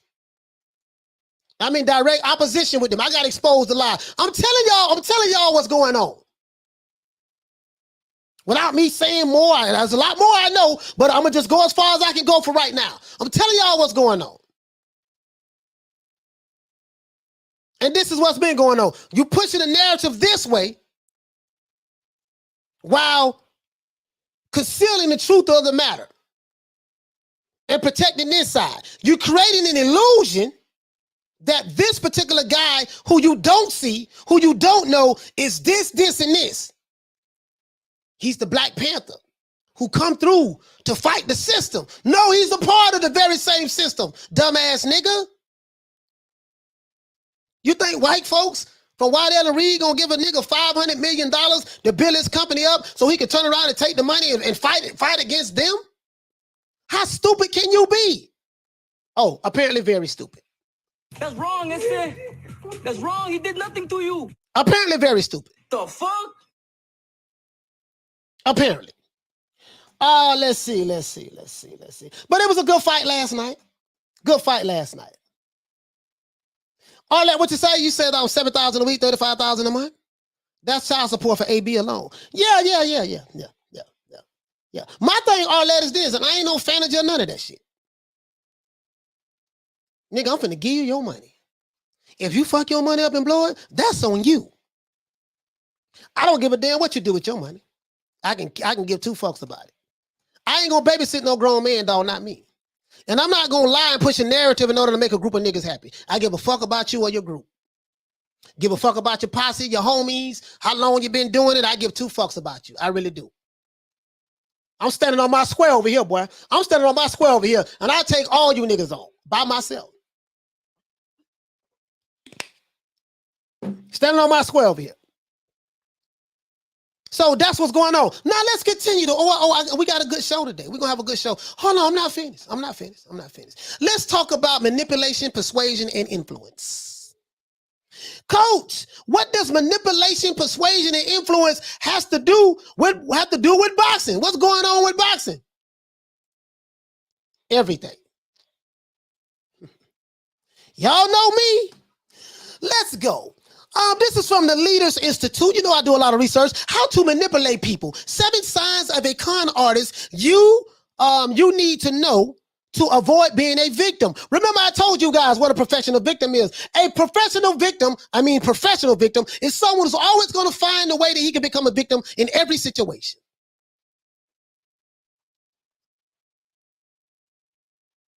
He's powerless. I can't do that because such and such stopping me. Oh man, you know they ain't gonna let a nigga do that, man. Man, they gonna come around and they gonna do this and they gonna do that, and we ain't gonna be able to do nothing. In one breath, while in the next breath saying, I'm a king. I'm a king. How you a king without a kingdom? Never seen a king without a kingdom, sir. I'm a god. I'm the owner, the maker, the cream of the planet Earth, God of the universe. I'm the original man. Well, how you the original man and you online begging, crying, and complaining? What kind of God complains? Beg, moan, bitch. Y'all like some hoes. Like literally, these niggas like hoes, man. I just gotta call it the way I see it. They like some hoes, dog. Always bitching, moaning, complaining all the time. But you want to talk tough to me, though. When it come time to dealing with people who look like you want to talk real tough and gangster to me. Okay. Okay. The fuck? Ain't nobody coming to see you, Otis. You want to talk real tough and gangster? Let's go. Let's break this down. Manipulation, persuasion, and influence. What is the difference between these terms? Let me break this shit down for you, right?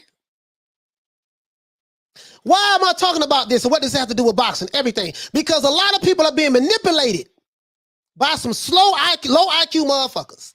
And the only reason you can be manipulated by a low IQ motherfucker, your IQ has to be lower than theirs. You operate at such a low vibrational frequency that it's very easy for you to be susceptible to manipulation.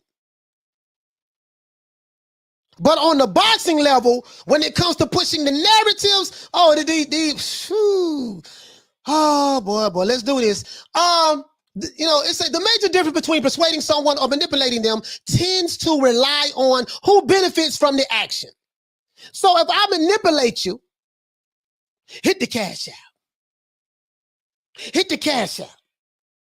Frederick Douglass Marcus Garvey Academy. We're fighting racism today. We're fighting racism, white supremacy. We want to stop the man, the white man, and we're going to do A, B, C, and D. While using the white man's platform, YouTube. While getting ad revenue from doing your YouTube videos. We're fighting that same white man. Okay, all right. Let's go. So, for instance, manipulation occurs if I get to you. Hold on, sorry about that. Let's keep going. Let me bring it up here. Manipulation occurs if I get you to do something that benefits me but harms you. The person who is manipulating often uses deception in the process. On the other hand, if the manipulated person benefits from the action, the term persuasion is often used. Western law is based on Judeo-Christian principles of right and wrong. So if you adhere to these principles, the difference between persuasion and manipulation seems obvious. However, if your morality or belief system is based elsewhere, the difference is a huge gray area. Let's stop right there. What would be the huge gray area? According to this, Western law is based on Judeo-Christian principles of right and wrong. So, if you adhere to these principles, the difference between persuasion and manipulation seems obvious. However, if your morality or belief system is based elsewhere, my morality and belief system is based on me being a victim. Oh, racism, white supremacy. Oh, shit, I can't come up. I can't do this. I can't do that. Is there such thing as racism? Yes, it is. Is there such thing as, but I would never say another person is supreme over me. Never. The fuck I look like saying another nigga supreme over me? I would never say that. Not me. I run this shit over here. Ain't nobody supreme or superior over me. But let's continue. However, if your morality or belief system is based elsewhere, the difference is a huge gray area. What is the gray area? The gray area is you always gonna see the world through the prism of your victimhood mentality. Let's continue. You have been manipulated. You have been manipulated. These guys who this is referring to. Let's continue. This guy right here says, I once hired an account manager who was incredibly charismatic and likable. In fact, she was one of my best salespeople for quite a while. After a while, though, I started noticing odd things happening with her clients. It started small. For instance, on occasion, she would accidentally charge the client a discounted price to close the sale. In others, she might charge the customer an inflated price to increase her commission. I remember having few discussions with her about ethics and morality. So here it goes right here. I'm finna break that down, that little part right there. See, what happens is, if I bring an emotional argument to you, if I bring an argument to you, if I'm bringing an intellectual argument to you, I'm trying to appeal to your intellect. If I'm bringing an emotional argument to you, I'm trying to appeal to your emotions. If I can get you to be emotional about a certain subject matter, certain trigger words, guess what? I can manipulate you into thinking or believing whatever it is I want you to think and believe. Shout out to my brother Retro Boss and the documentators. Salute to my brother, my main man. If I can get you emotionally charged with the rhetoric that I'm spitting, I can easily manipulate you. Why? Because I'm controlling your emotions. You believe it, you picking up the shit that I'm putting down. You will ignore anything that sounds like truth because it goes totally against your moral compass. That what you was taught to believe. Here, let's go right here. I like what he said right here. He says, "I love magic. In fact, I just purchased a subscription to Masterclass because the Penn and Teller teach a magic class there. Magic, though, is pure deception. The magician is deceiving you into thinking a certain way so that he can surprise you. So as a consumer, I welcome this deception. It makes the process more fun." And I told you guys, this is what politicians do. If you vote for me, I'm going to give you hog maws and chitlins every day, pork chops, pickled pig feet, malt liquor. I'm going to give you all the welfare, whatever you want in life. Come over here from Mexico or wherever you come from. We're going to give you A, B, C, and D. If you ride with us, we're going to attack this and attack that. We're going to do this and do that, right? You vote, believe in that bullshit. The magician told you what you wanted to hear. And then once he tricked your ass, he go off and do something else. Why? The policies show you that. The policies. But this is what's going on. Let's go. The magician is deceiving you into thinking a certain way so that he can surprise you. However, if I find that I have deceived and manipulated in a transaction, I have a very different reaction. I'm sure you do as well. The old Hindu term karma often comes into play. For every action, there's a cause and effect. So it's how to know when someone is manipulating you. Part one. How do you know when you're being manipulated? Let's break this shit down. You need to know this. So when you hear these bullshit ass narratives being pushed, these emotional arguments, know that that person is trying to manipulate you. What does it have to do with boxing? Everything. because that's what the fuck is going on right now. Showing you the game, so when you hear it, you know what it is. At the root, it said at their root, magic tricks and confidence games share the same fundamental principle: a manipulation of your beliefs. Con artists realize that the beliefs of people are more malleable in a heightened state of emotion. What did it say right here? Con artists realize that the beliefs of people are malleable in a heightened state of emotion. If you think about it, when we get really angry, oh shit, racism, white supremacy, this is wrong what they doing. So that ain't had nothing to do with racism, white supremacy. This dude got fired because he didn't, kept showing up late. He didn't have it. No, it's a system. I saw Tariq Nasheed. I heard what he said. I saw Trill. I saw 7-8. That's what they were talking about. Whoo, damn, this nigga slow. Shout out to Mar the Machine. Hey, okay. For dropping that quarter of a bam dub on your boy. Hey, Leroy. Interview Super right here. chat received. Playtime's over, boy. Here go Mar the Machine. Here go the link right there. AB interview. Just dropped it. So what I do is I get your emotions wrapped up into my rhetoric. When you're dealing with an emotional group of people, certain trigger words, you can put certain trigger words and they're going to jump out the window every time. Once I get you emotionally charged, I can control you. Because most people make decisions based on what? How they feel.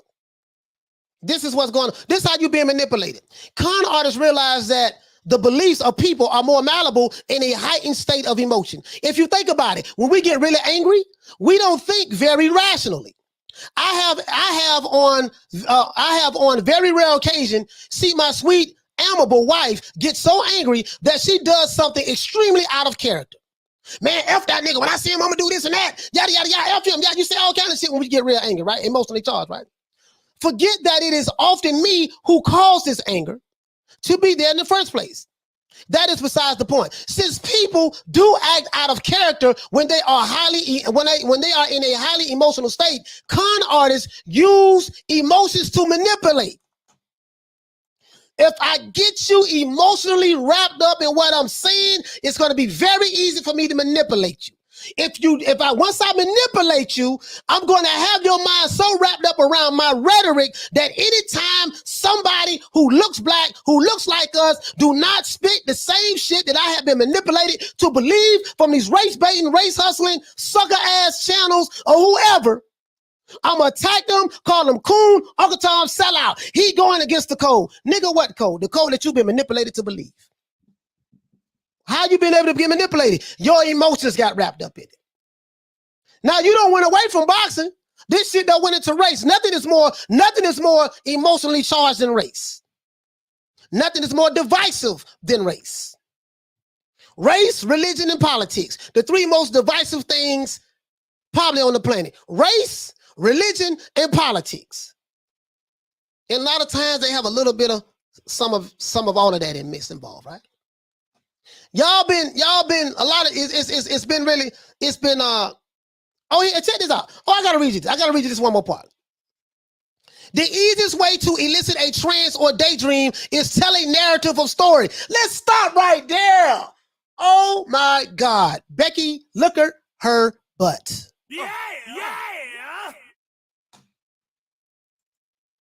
Wasn't I the first guy that was on YouTube talking about the narrative pushers? You push a certain narrative. If you did not have a double standard, you would not have one at all. And I talked about how they push narratives. Remember, I would like to think that came from the old boy. The narrative pushers. The narrative pushers. Let's go right here. Let's go right here. The easiest way to elicit a trance or daydream is to tell a narrative or push a certain narrative or tell a story. The easiest way to elicit a trance in a victim is to tell a narrative. For instance, give me an example. Have you ever been watching a great movie and been totally engrossed by it? This also happens when you are reading a novel or listening to an audiobook or watching your favorite YouTube channel. The story just captivates us. What's up, YouTube? It's your boy, right? The story just captivates us. Even though our bodies are in a theater or on a sofa, our minds are actually in the story. We're going to relitigate the 60s, the 50s, the 40s, the 30s, and tell you guys this is what's going on today, and this is why we got to come together as the people and get behind the black company. All of them are the same. I mean, not all of them are the same, but at the end of the day, all these guys are millionaires. Whether they black, white, Hispanic, doesn't matter. All of them are millionaires, and they don't give two fucks about me and you. But the nigga on the bottom has been convinced that we need to choose sides. Just jump over here. And the guys who's pushing it to you, they benefit because they get the views, the clicks, and then they're going to get the interviews from their favorite fighters who they dick riding in the first place. So really, this is just a dick riding campaign. And I need you guys to get emotionally involved in the writing of the DICK. And then we're going to come together, and then we're going to put a little bit of militancy on it. Then we're going to put a little bit of black power on it. Then we're going to put a little bit of racism, white supremacy on it. Then we're going to put a little bit of unity on it. Then we're going to put a little bit of we got to attack anyone who's not on code on it. Then we're going to put a little bit of Tariq Nasheed on it, a little bit of Umar Johnson on it, a little bit of Yvette Carnell on it, a little bit of Antonio Moore on it, a little bit of Sinetta TV, a little bit of Armin Ross Squad, a little bit of Put a Brother Polite. We're going to try to mix all that shit together. Confuse the hell out of you now. And since you prime to be the victim, you're going to fall for the narrative that's going on in the sport of boxing.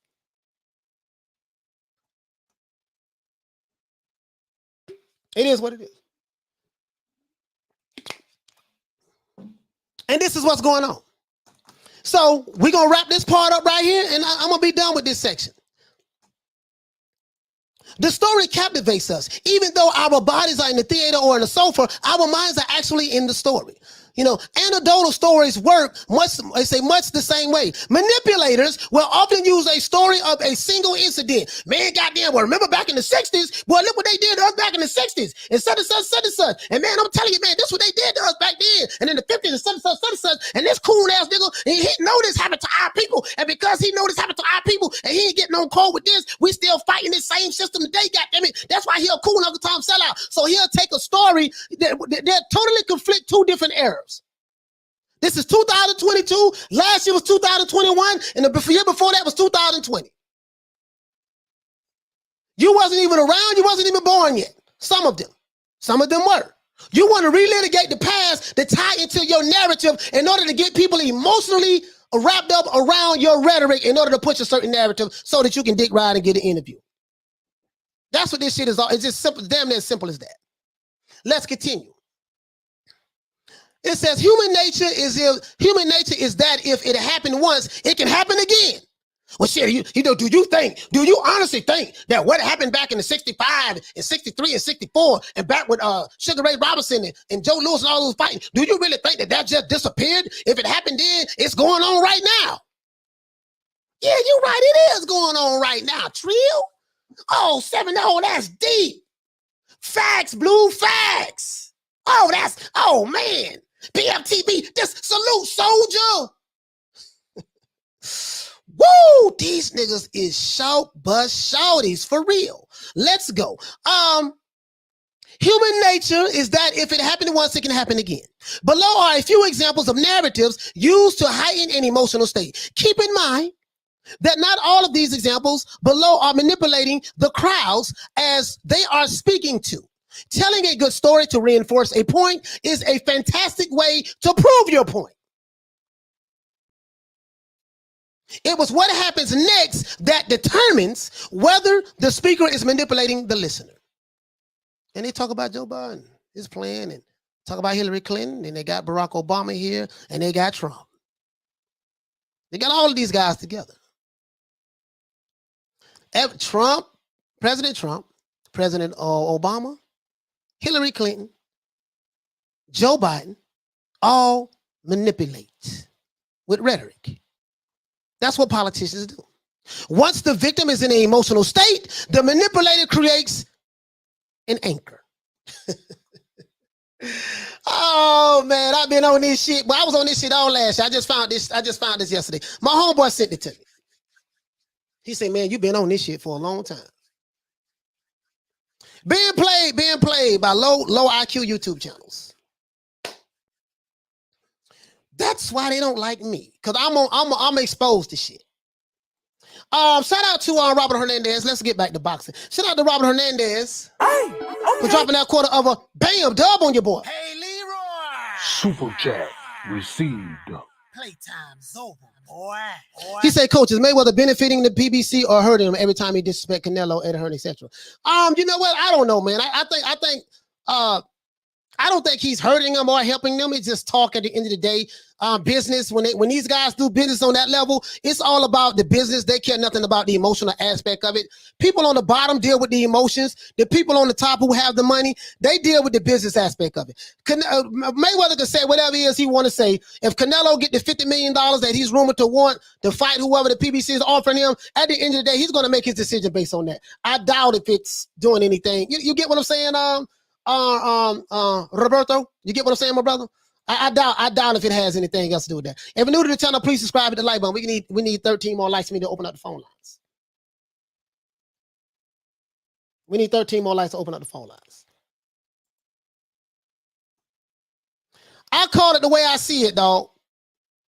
I call it the way I see it.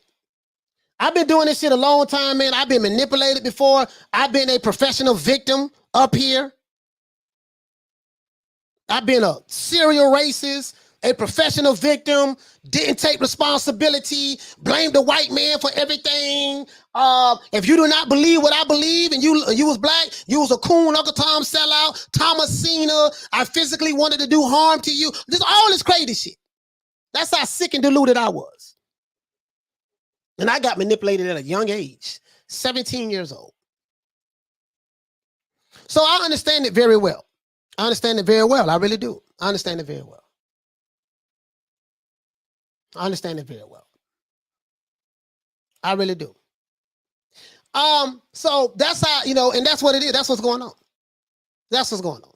So I don't, we don't follow the narratives. I like what AB said. You can charge it to, and I dropped the link. Here go the link again. Here goes the link again. AB, hold on. AB interview. Phone lines will be open. Let's see. That's it. We got it. Phone lines will be open. Any professional victims or anybody want to call in, call in. Phone lines is open right now. Let me go ahead and drop the link. I want to hear from you. If I offended you, call me. I want to talk to you. Phone lines is open. 530-494-9636. Everything is what it appears to be. The narrative that's being pushed about the PBC is not true. It was a lie. And it was put together by some dick-riding old crusted niggas who was happy to get interviews from young fighters.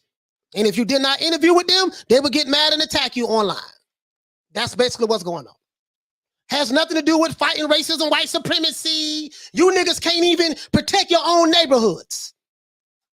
Your women are getting killed in your cities. Your children are getting killed in your cities. And you on YouTube attacking other black YouTubers who do not want to follow your code. You telling me you're a king, but you don't have a kingdom. Telling me you're a queen, but you don't have a queendom. You don't have a king. Telling me you're a god, but you ain't created shit. All you do is complain. You go on YouTube every day and complain, and complain, and complain, and complain. That's all you goddamn do. You ain't built nothing. You don't make anything. You don't produce anything. All you produce is excuses. And hit the cash app. That's what they say, right? Shout out to George Woods for dropping that half for bam, dub on your boy. Hey, Leroy. Super chat received. Phone lines is open. Playtime's over, boy. He said, salute. You're speaking the truth. Phone lines is open. Caller, what's your name? Where you calling from? Yo, Caller, what's your name? Where you calling from? this VA money. Oh, VA money. What the lick read? You calling for VA, right? yeah. Yeah. What's going on, brother? What you want to talk about? I just want to talk about like the PBC and what it was supposed to be and why I guess you could say black fight fans and some like content creators kind of try to protect it. Like, listen, first of all, of course, you know, a lot of the narratives that are coming from a lot of these like content creators that you're talking about, a lot of the narratives are bullcrap, of course. You know what I mean? Mm. There some of them even put out that the point is to be biased, but to be biased in favor of something that you support. You know what I mean? I think we had, like, every time I call this show, it's like we have a similar conversation. Because the conversation is about being a supporter, how to be a supporter. Mm-hmm. You know what I mean? And apparently within the white lines, you know, lying about whatever is within the white lines, is within the bounds. The thing about it is that you even put out that the BBC is not actually a black organization or anything like that. We all knew that. They're investors, mostly investors of guys like George Soros, like you put out before. Mm-hmm. But what happens on the BBC, what we've seen is that, you know, the two most active divisions that they control, the 47th Division and also the 54th Division, is you see people fighting each other. Keith Thurman fought Danny and Sean. You know, okay, so Sean Porter fought Danny, Sean. Mikey went over there, got a fight. I think Ugas is over there now. Ugas is about to fight Spence. Mm-hmm. And then at 54, you know what's going on at 54. Mm-hmm. So that's something that I'm pleased with. And I really support that. All the other stuff, the extracurricular stuff, the stuff that Agent Broner's talking about, I don't know anything about that. Like, I'm not riding for the people of the BBC. I'm riding for the, you know, like, let's imagine if the BBC controlled 160. Could we get some fights? Well, given that track record, we could get some fights. We could. If Triple C was at BBC, would he have to fight Jamal Charlo? Yes. If Boo Boo was at BBC, we don't know. Actually, we don't know if Jamal Charlo will ever fight Boo Boo. But the track record, given the track record that we have, it's about fighters fighting. You know that we have that track. So all these other promotions, let's say 126, are they fighting? Are they fighting Gary Russell? Gary Russell's been a champ forever. Gary Russell's with the PBC, and he can't even fight Leo Santa Cruz, and now he's a PBC fighter. Certain fights. Leo Santa Cruz, you're actually right. I'm not going against what you're saying. Leo Santa Cruz is an example of what we're talking about. This guy is a duck. Him, Admiral Mares, Hank Warner, Admiral Mares fighting, all of a sudden Admiral Mares' eyes fell apart. Some bullcrap. Him, Admiral Mares, Scott Rigg, Carl Frampton. It's just such a long list of guys who get support from all of these other, like, these fan bases, but have never fought the guy at their division. They just walk up and down divisions, fighting each other. It's like small cliques of fighters only fight each other. And that's the stuff that we're talking about. And it always leaves certain kind of fighters out of that clique. And like I said, that's not, if you're a fan like me, that's what you're against. So, but the whole other stuff that you're talking about, like the weird stuff, like the narrative, the narratives. I get what you're saying. I get what you're saying. You're like, okay, we were getting the fights between, you know, the welterweight division with the PBC controlled the welterweight division, stuff like we were getting the fights. I have no issue with any of that. I am specifically addressing the narratives that were built around these situations with these fights and stuff. I'm attacking the narrative. This channel is an anti-narrative debunking channel. I am a narrative debunking channel. So I'm with you on that. We got this fight with Errol Spence fought Garcia, then he fought Porter, and you know, and stuff like that, and Gary Russell fought this guy, that guy. I'm not even tripping on any of that. And then some fighters, they only fight once a year. Gary Russell just came off a 2-year layoff. So I mean, for every, like, you can show, like, they don't have any fight dates right now, right? They don't have any fight dates right now. So you're telling me stuff that happened, like, okay, yeah, we do have a track record, you know, of this and that. But what Agent Broner was breaking down was the pay-per-view model. The reason why we have non-pay-per-view fights on pay-per-view is because from a business standpoint, these fighters want so much money. The money is not there. Al Heyman don't have the money to pay him. So since he don't have the money to pay him, the reason why they put it on pay-per-view, they put it on pay-per-view because they hope that me and you pay them. When we purchase the pay-per-views, we are paying the fighters, the networks, the promoters, or whatever the case may be, and that's what it is. And then that's all I'm addressing. I mean, it was always that. Like, listen, so it was always that. When Don King was in power, the greatest promoter ever. Mm-hmm. I mean, he wasn't paying fighters out of his pocket. He was paying fighters from the money that he got from networks who were investing in boxing because fans were interested in boxing. Yeah, Don know how to promote. He know how to put on the best fights. He generated. Yeah. Don promoted. The reason why they say Don King is the best promoter in the history of boxing, the track record, the numbers speak for itself. We got the best fights, and if it wasn't for Don King, Bob Aaron probably wouldn't have been a good promoter as well, because he needed somebody to keep their foot on his neck that was going to challenge him and put on these good fights, which it forced him to have to put on good fights as well. You see what I'm saying? And that's how it fell. That's how it fell then. Just me, and as much flack as I ever gave Don King on this show, as much flack as I gave him. I want to make one more point. I'm sorry to cut off. I want to make one more point. All right, so I was tuned into the last show for the show before last night for the live, and there was some comments in the comment section. I always address the people in the chat where they start counting $52 and stuff like that. Listen, I ain't paying no $80. I'm not ever gonna pay no $80 for none of these fights because I don't mess with none of these fighters. But they start counting pay-per-view buys in the chat, and it's like, listen, man, are you counting pay-per-view buys for Lomachenko fight?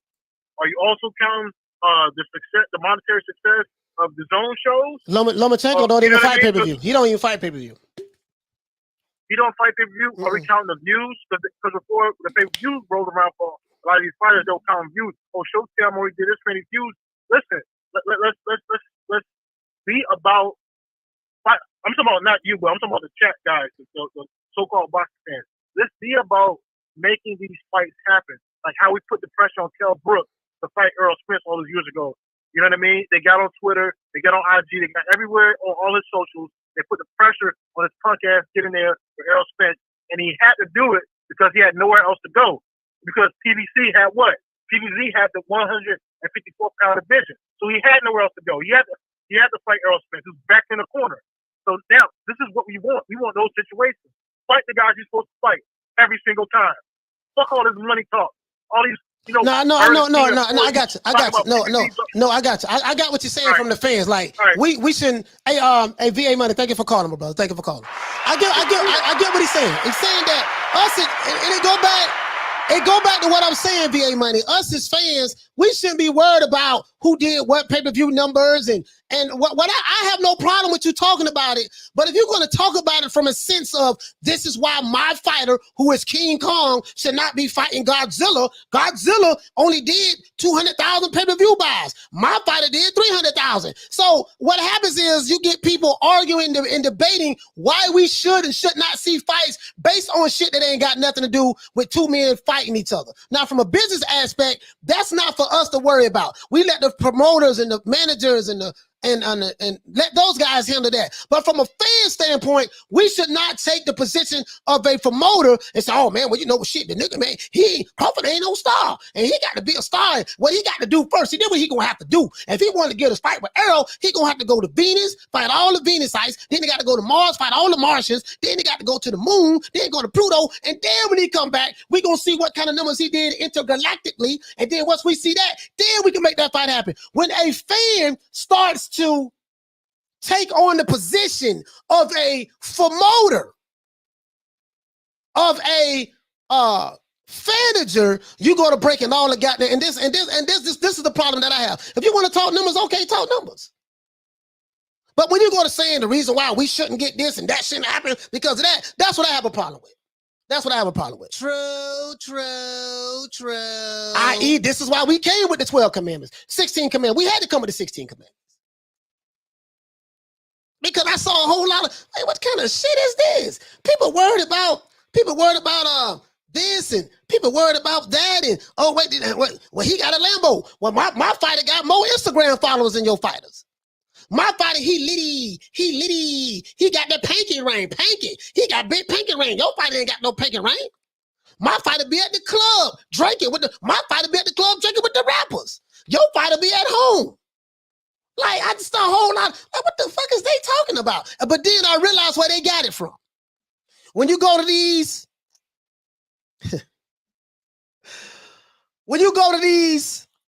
sucker ass old crested niggas YouTube channels, these niggas talking the same stuff. So I say, oh, this is where these fans is getting it from. They listening to you niggas talk about all this other shit that ain't got nothing to do with boxing to push your narrative because you like dick riding. That's the saying that we say in Florida.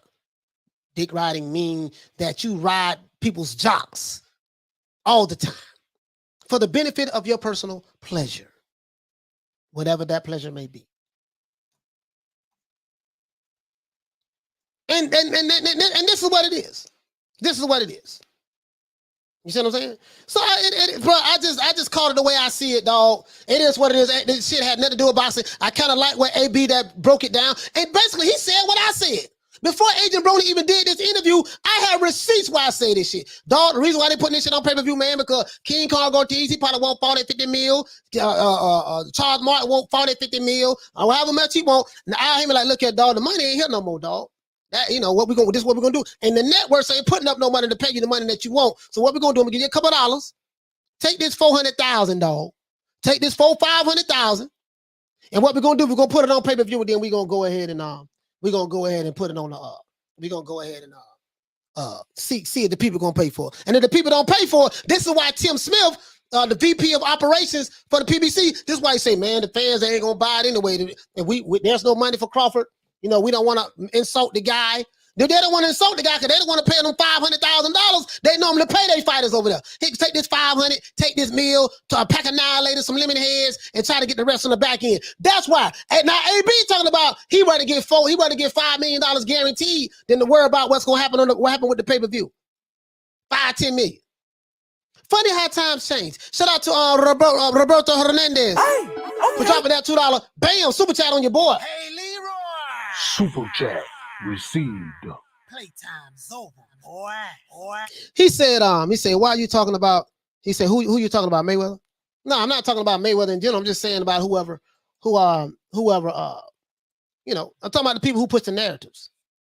This is what's going on. This is why we're not getting the fight. This is why we're seeing these fighters now. They're not fighting as often if they want to. The guy who makes a lot of money, you ain't gonna see him get a whole lot of fights. Especially if he make a lot of money, but he is not, the company feels like we're not getting a return on investment. You see what I'm saying? This ain't got nothing to do with no skin color. This got to do with, damn, dog. When I first started this company with Waddell and Reed, white folks money, we was going in this direction. Now the money is dry. The money ain't there no more, and they don't want to give me no more bread, no more cheese. We're going to have to start making non-pay-per-view fights, because these fighters thinks that yesterday's price is today's price.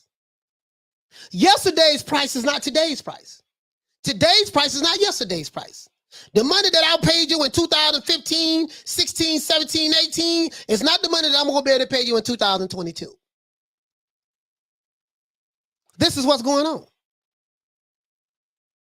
Now, this narrative about promotional companies is some bullshit. I've been watching boxing for 40 years. 40 years. I've never in my life seen where fans have become fans of promoters and promotional companies. Never in my life. But this came from certain YouTube channels who manipulated you, who got your heartstrings all wrapped around their dick riding. And now you're having these arguments and debates, and you attack anyone who's black, like a Fred Barbershop Conversations, or me, or Blood Retro Boxing and Documentary, or anybody who is not on code. Know you very well. I study you. I know you. I know who you are. I know you very well. Care nothing about your codes. Nothing about your codes, sir. I care nothing about them. Phone lines is open, 530-494-9636. And this is what's going on. Has nothing to do with boxing. Basically Agent AB just laid it out. I mean, it has nothing to do with any of the bullshit narrative that's being pushed. He just laid it out. Look at, man, the money ain't there, man. They trying to, you know, this what they doing. This why they putting these fights on pay-per-view. He said ain't nobody buying that shit. He's right. Ain't nobody been buying it. Proof is in the pudding. I.e., this is why they have not released the numbers. And I'm pretty sure they won't release the Keith Thurman numbers as well. Keith Thurman and Mario Barrios numbers as well. They're not going to release those numbers. We'll find out, though. I'll get Rick Glazer back on there. We'll find out. We will find out. I can promise you that. We will find out one way or the other. One way or the other. We will find out. Let's see what the hell going on over here, Mike. Let's see. He said, the other fights we had. What were the other fights we had? Now, I did see this. I did see that Ugas was in attendance when Keith Thurman fought. Ugas, and he had his beautiful wife. And Caleb Plant was there. You know, his wife was interviewing Keith Thurman. They came there to see the fight. I thought the fight that Keith Thurman and Mario Barrios, it was a good fight. Not going to sit here and lie to you. It was not a boring fight. It was a good fight. I saw Leo Santa Cruz fight last night. The guy who he fought, I forgot that guy's name. The guy who he fought, he looked like he was holding back his punches. He did not throw one uppercut, not during the night. Leo Santa Cruz was there to be hit all night, goddamn long. Seemed to me he was holding back, in my opinion. Seemed to me he was holding back, right? The guy who Leo Santa Cruz is fighting. I forgot the guy's name. Matter of fact, let me pull it up right here. Shit. What was his name? Leo Santa Cruz fought? What in the heezy? How come these names not on here? Keith Thurman fight card. Let's see. What I forgot. What was the guy's name? What was the guy's name? But I gotta tell you like it is, though. I gotta tell you like it is. Again, my channel is I love the sport of boxing more than I love a particular fighter, and I believe in just debunking narratives that to me serves no purpose in growing the sport of boxing. This is what I do. Listen, and this is it. This is what I do. I get a lot of heat from it, but I can. He say Carbajal. Yeah, Carbajal. Carbajal was holding back punches to me. When I saw the Leo Santa Cruz fight last night, and I thought about Tank Davis, I said, I see why Tank was able to put this dude to sleep. There's nothing, you know.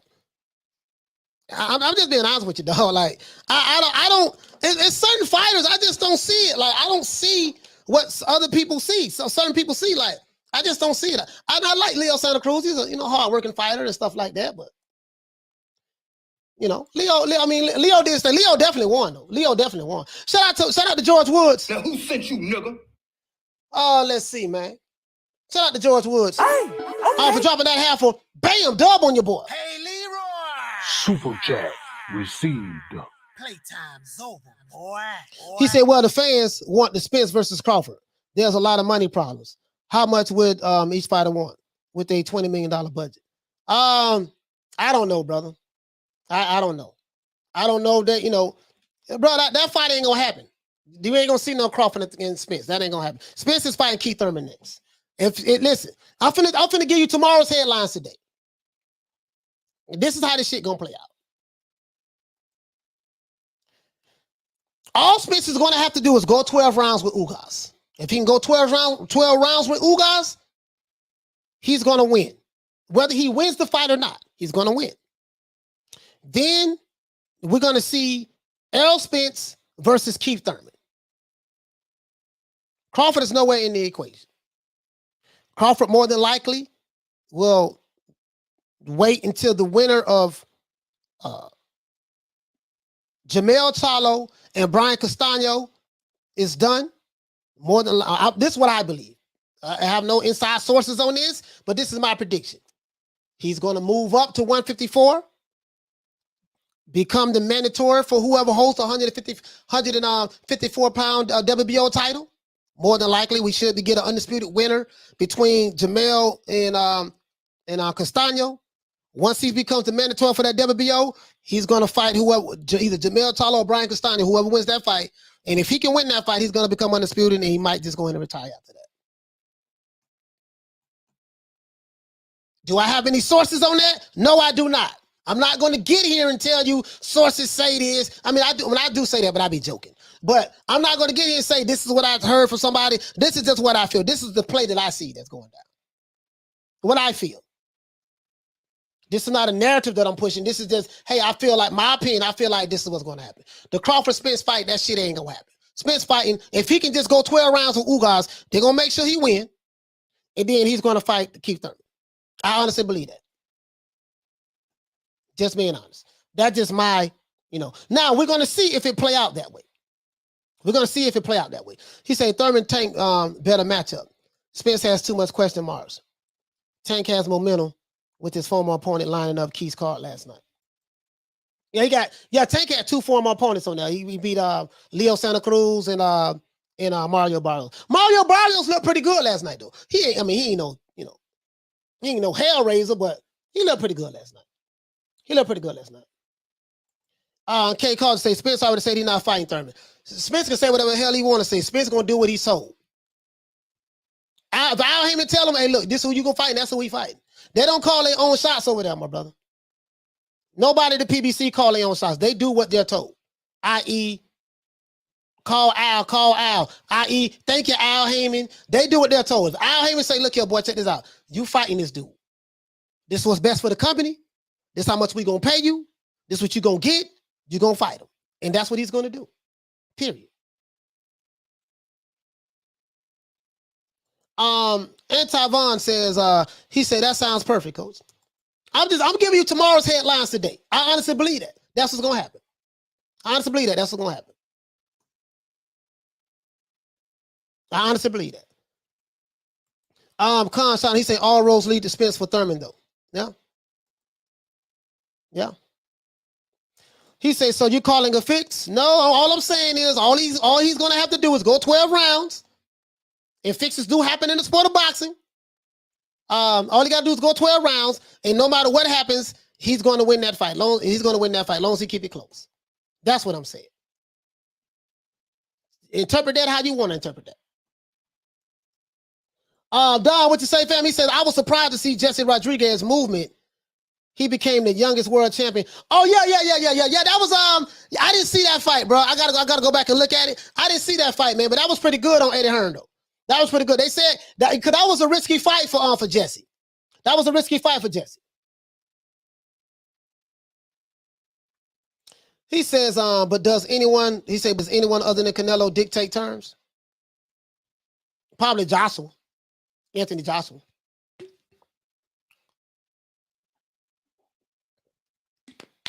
Anthony Joshua. Eddie Hearn even said that. It's what Joshua wants to do. You know what I mean? So highest paid heavyweight in boxing shit, so. King KO said that Keith hurt his hand last night. What else is new? Yeah, he gets, I don't know to the level degree that is, but if he want to make money, he's gonna have to fight. Con Shonery says, that's the way it used to be. Fighters never pick their opponents. Even Holyfield only fought his opponents, his management and promoters arranged. That's it. That's how it works.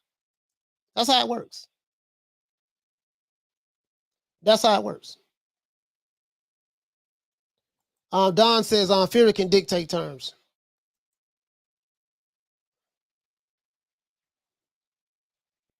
Let's see. Let's see. Don Ramos says Charlo wants to dictate terms on Canelo. He wants to fight at 160. This is the thing. A fighter can say whatever it is he wants to say out of his own mouth. Fact of the matter is this. If you're not paying for the event, if you're not putting the money up to secure the site fee, if you're not putting the money up for the fights and stuff like that, the people who are doing that are the ones who are going to dictate that. Promoters control fighters. Only a few fighters. If you are a fighter that's a free agent, you have a lot more wiggle room than a fighter who's locked under a contract. Sugar Ray Leonard fought on a fight-by-fight basis. Sugar Ray never had a long-term contract with Bob Arum He fought on a fight-by-fight basis. It was rumored that Marvin Hagler did not have a physical contract with Bob Arum. That his contract was a handshake. Mike Tyson, when he first started boxing, he did not have a promoter. He fought on a fight-by-fight basis. A lot of people don't know that because they remember the Don King era. But when he was with Customato, before Customato dies, and was it Jim Jacobs and all those guys, they fought on a fight-by-fight basis. They did not lock in with a promoter. We're going to fight at a fight-by-fight basis. Ali fought on a fight-by-fight basis. Any fighter that's locked in with the PBC or locked in with Top Rank or locked in with any other promotional company, guess what? That promotional company tells that fighter what to do. Nah, boy, you're going to do what the fuck I tell you to do when I tell you to do it. You don't wipe your ass until I tell you to wipe your ass. I.e., this is why you say, call me. So when you hear these dudes talk about, yeah, these dudes, they their own boss, they ain't got no promoter. No, that's bullshit. They not their own boss. That's a lie. You niggas is lying. Again, you are habitual liars.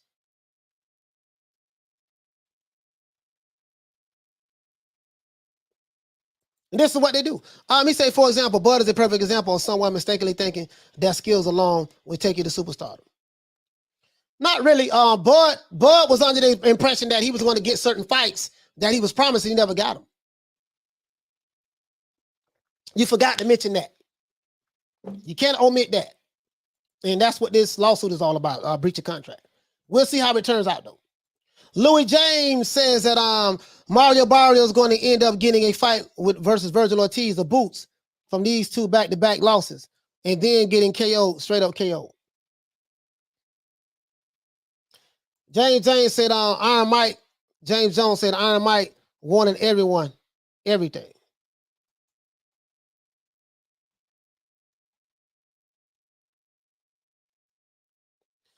He says Bud needs to start selling them wolf tickets beforehand. Yeah, wolf tickets ain't gonna help him. I mean, he rich. Like, I don't feel sorry for Bud. He rich. That man got 8-figure net worth.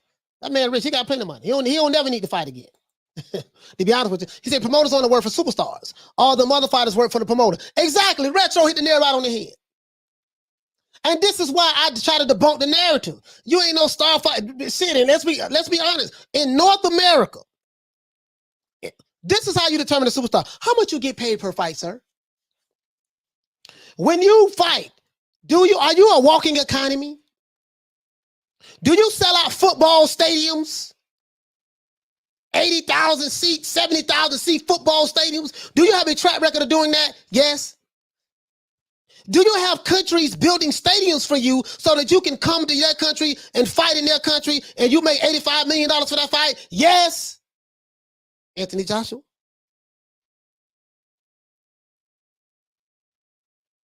Yes. So that means what? You are a hot commodity. You are a superstar. Can you come to another man's country, sell out Madison Square Garden, and bring other people from your country to come buy these tickets and fill out the garden? Yes. The proof is in the pudding. What's the boy name from Mexico? Oh, Canelo Alvarez.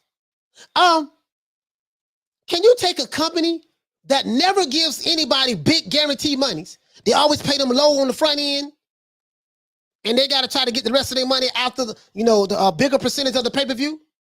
Can you make those companies say, no, you're going to pay me $40 million up front? No, you're going to pay me $40 million guaranteed. And then we'll talk about the percentages on the pay-per-view. But I need these $40 million guaranteed. That tells you everything you need to know. Those are the superstars in the box. That's what Retro is talking about. Those are the superstars in boxing. Everybody else is holding their nuts. Everybody else is holding their nuts. Forget the narratives, forget that, yada, yada, yada, yada. He says, just Joshua and Canelo can sell out stadiums, still waiting for Fury to do it. Matter of fact, it ain't but two fighters I know, modern fighters that sell out football stadiums. That's Canelo and Joshua. Is there anyone else? Please let me know.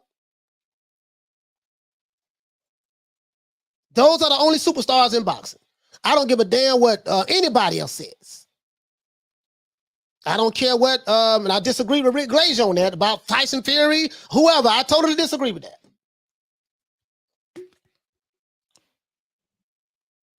But what I see, it's two people I see selling out football stadiums. And Joshua has done it consistently. And he has other countries putting up money for him to fight, and they're building stadiums for him to host his fights. Ain't nobody doing that for no one. They ain't doing it for Bud. They ain't doing it for Spence. They ain't doing it for Keith Thurman. They're not doing it for Gary Russell Jr. They're not doing it for Lomachenko. They're not doing it for Mario Barrios or Teofimo Lopez. They're not doing it for Cambosos. They did it for Joshua. Facts. And Canelo sold out Dallas Stadium. Let that sink in. Sold out Dallas Stadium, fighting a no-name fighter from the UK in America. When I say no-name fighter, Billy Joe Saunders was not known in America, contrary to popular belief. He's known in the UK. Billy Joe Saunders might be a superstar in the UK. He might be the best boxer in the history of boxing in the UK. But in America, he ain't shit over here. Don't nobody know who that motherfucker is. That's the guy who Canelo sold out a football stadium fighting. Contrary to popular belief. So this ain't about emotions. I'm dealing with numbers and facts. Something that can be proven. Something that I can pull up and show. Yeah, this how many people bought it at this fight. Yes. Oh, yeah, Saudi Arabia did do that. Oh, yes, Canelo did have 73,000. God damn, he ain't even from Texas. He didn't do that. You know, I mean, I'm just saying, I'm just calling it the way I see it. Don't matter what you like or that you don't like. What you like and don't like, you're dealing with emotions now. Well, I heard such and such, and they say the only reason why, this is why I hate victims. I hate the victimhood mentality. Because I see a bunch of grown-ass men, they just professional victims. Phone line, what the phone lines? Yeah, phone lines is open. Ain't nobody calling in, so. Guess nobody want to talk today. We're going to go ahead and I remove the number. We just going to talk here. I don't like the victimhood shit. I just don't. And then, you know, you make it about everything other than boxing. You make it about everything other than boxing. All I see is, you know, you attack people and say this and that. That's what you want to do, so be it. I like that. That's what you want to do all day, so be it. I ain't got no problem with it. Myself. But I'm just glad that Adrian Broner just broke it down and explained to us as fans in this interview why we have non-pay-per-view fights on pay-per-view. I said this prior to the interview, though. This is why they're doing it. They ain't got the money to pay these dudes the kind of money they want. You know Keith Thurman. Keith Thurman wants some money. Yeah, I'm going to come back, man, but I need at least $3 million to fight Mario Barrios. Okay, Keith, check this out, baby. Well, we ain't got no $3 million, but what we going to do, take these $20. Of course, I'm being facetious with $20, guys. I'm being facetious. Just roll with it. Take these $20, and we're going to do the pay-per-view with Mario Barrios. If it sells, you're going to get a lot that, you know, that's going to get you the money that you want. If it don't sell, so you rolling the dice. If it don't sell after the networks and everybody get their cut, whatever's left over, if there's anything left over, we'll see. I'm pretty sure Ortiz and Charles Martin, they ain't make no goddamn money. I'm pretty sure they ain't make no goddamn money. Pretty sure that. They did, what, less than 25,000 pay-per-view buys? Where the money was at in that? And then the venue was half full. Woo. Whoo, God damn. The venue was half full. Who paid for that shit? I'm telling you, they fought in Miami, and I'm like, bro, wasn't nobody talking about that shit down there? I'm here in Florida. Wasn't nobody talking about that shit down there? I'm right here in Tampa right now. Wasn't nobody talking about Keith Thurman and Mario Barrios? Who gonna buy that pay-per-view? This ain't 2016 Keith Thurman. This 2022 Keith Thurman. You know, he said Retro said they're telling fighters to put up or shut up. Yeah, throw their ass on pay-per-view. We're gonna see if you all would say. And then the crazy part about the Retro is this. They're making a pay-per-view fight, and then they won't even really promote it. Check this out. Hold on, check this out. Let me read something to you right here, Blood. Let me read something to you right here. AB the Wave God. I think AB. As a matter of fact, let me see. Can we pull up AB? I want to show you something. I want to show you because it's amazing because just a few years back, you guys probably don't remember this, but just a few years back, Eddie Hearn was the white devil, and he was gonna flop. Remember that?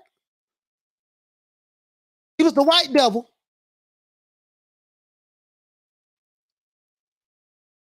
And they was gonna flop. Remember that? Oh man, no post set. Let me do this. Remember that? Oh, let me see something. Let me see, can I find it? He talked about how Eddie Hearn, let me see. It shocked the hell out of me. I'm like, damn, why would he say that about the white devil? He said he was the white devil in the past. That's what they were saying, right? Let's see. Let me see, hold on. Let me see something. Let me see can I find if he has it up. I'm on his Instagram page. I'm trying to see, does he have it up? You know, Agent Broner got a lot of shit up here. I'm trying to see, does he have it up? Well, I think he might have took. Hold on, let me see. Oh, this it right here. This ain't the one, but I'm surprised he still had this. I thought Al Heyman would have told him to take this down. He talked about Al Heyman, but let me read this to you. Let me read this to you though, Blood. Hold on. He talked about this. Is what he talked about right here. You guys are not going to be able to see it. It's kind of blurry. So just please forgive me. I can't make it. Oh, this shit here, man. This shit is blurry. Me stretching it out, this guy has a blur. So let me do this. Let me just read it to you guys. This is on AB's page. Hold on, guys. Let me pull this shit up. Let me read it to you. Let me show you this. So Broner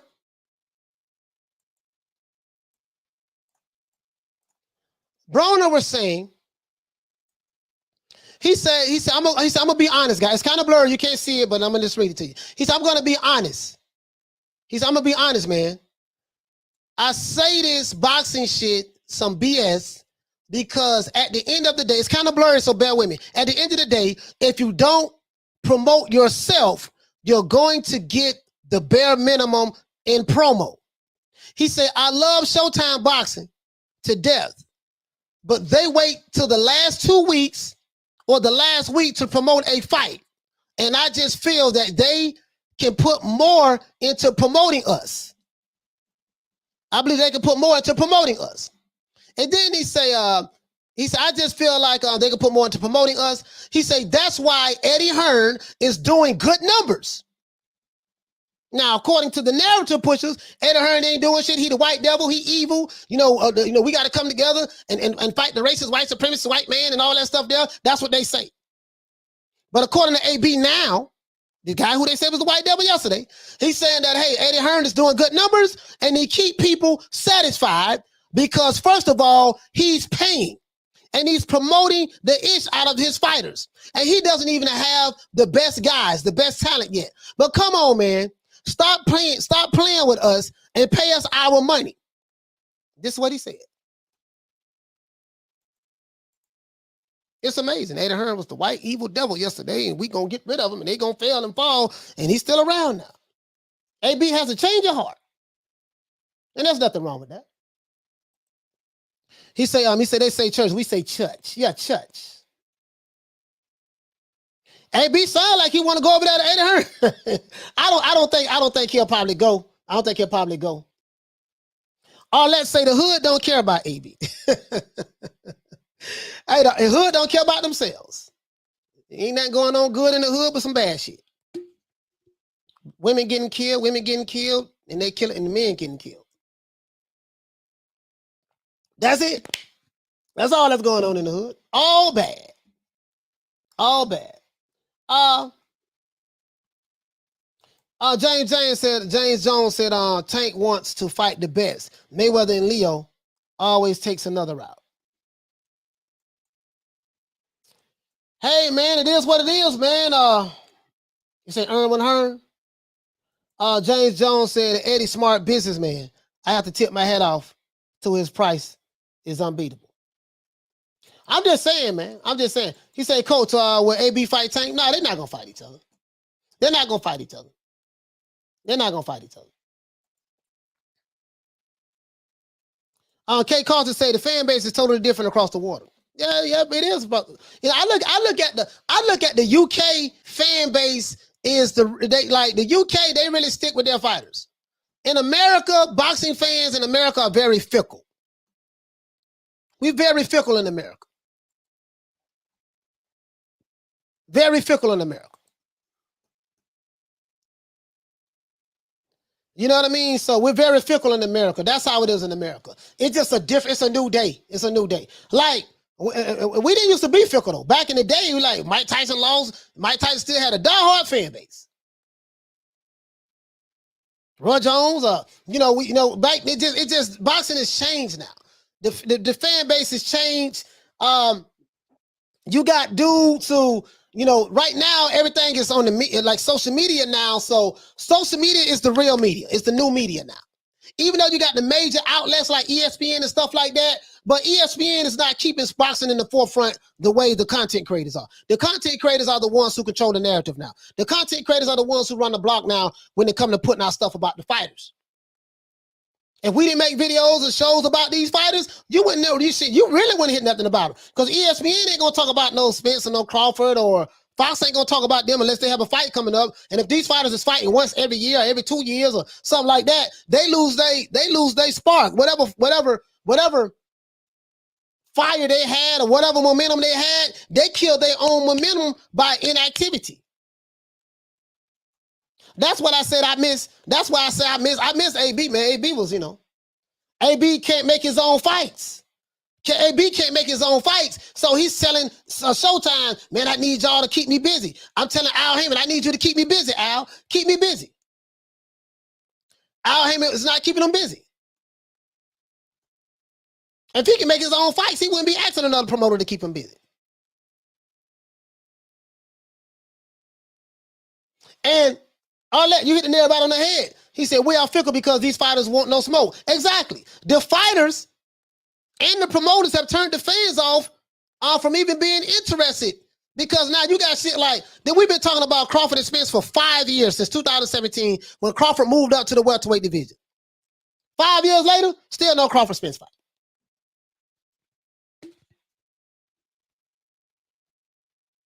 It was Bob Arum fault. It was Baby Mama fault, Pookie fault, Crawford fault, Errol Spence fault, Al Heyman fault. Whatever side, whatever dick you want to ride, that you old crusted niggas like, y'all like riding dicks. So whatever dick you want to ride over there on that side of the fence,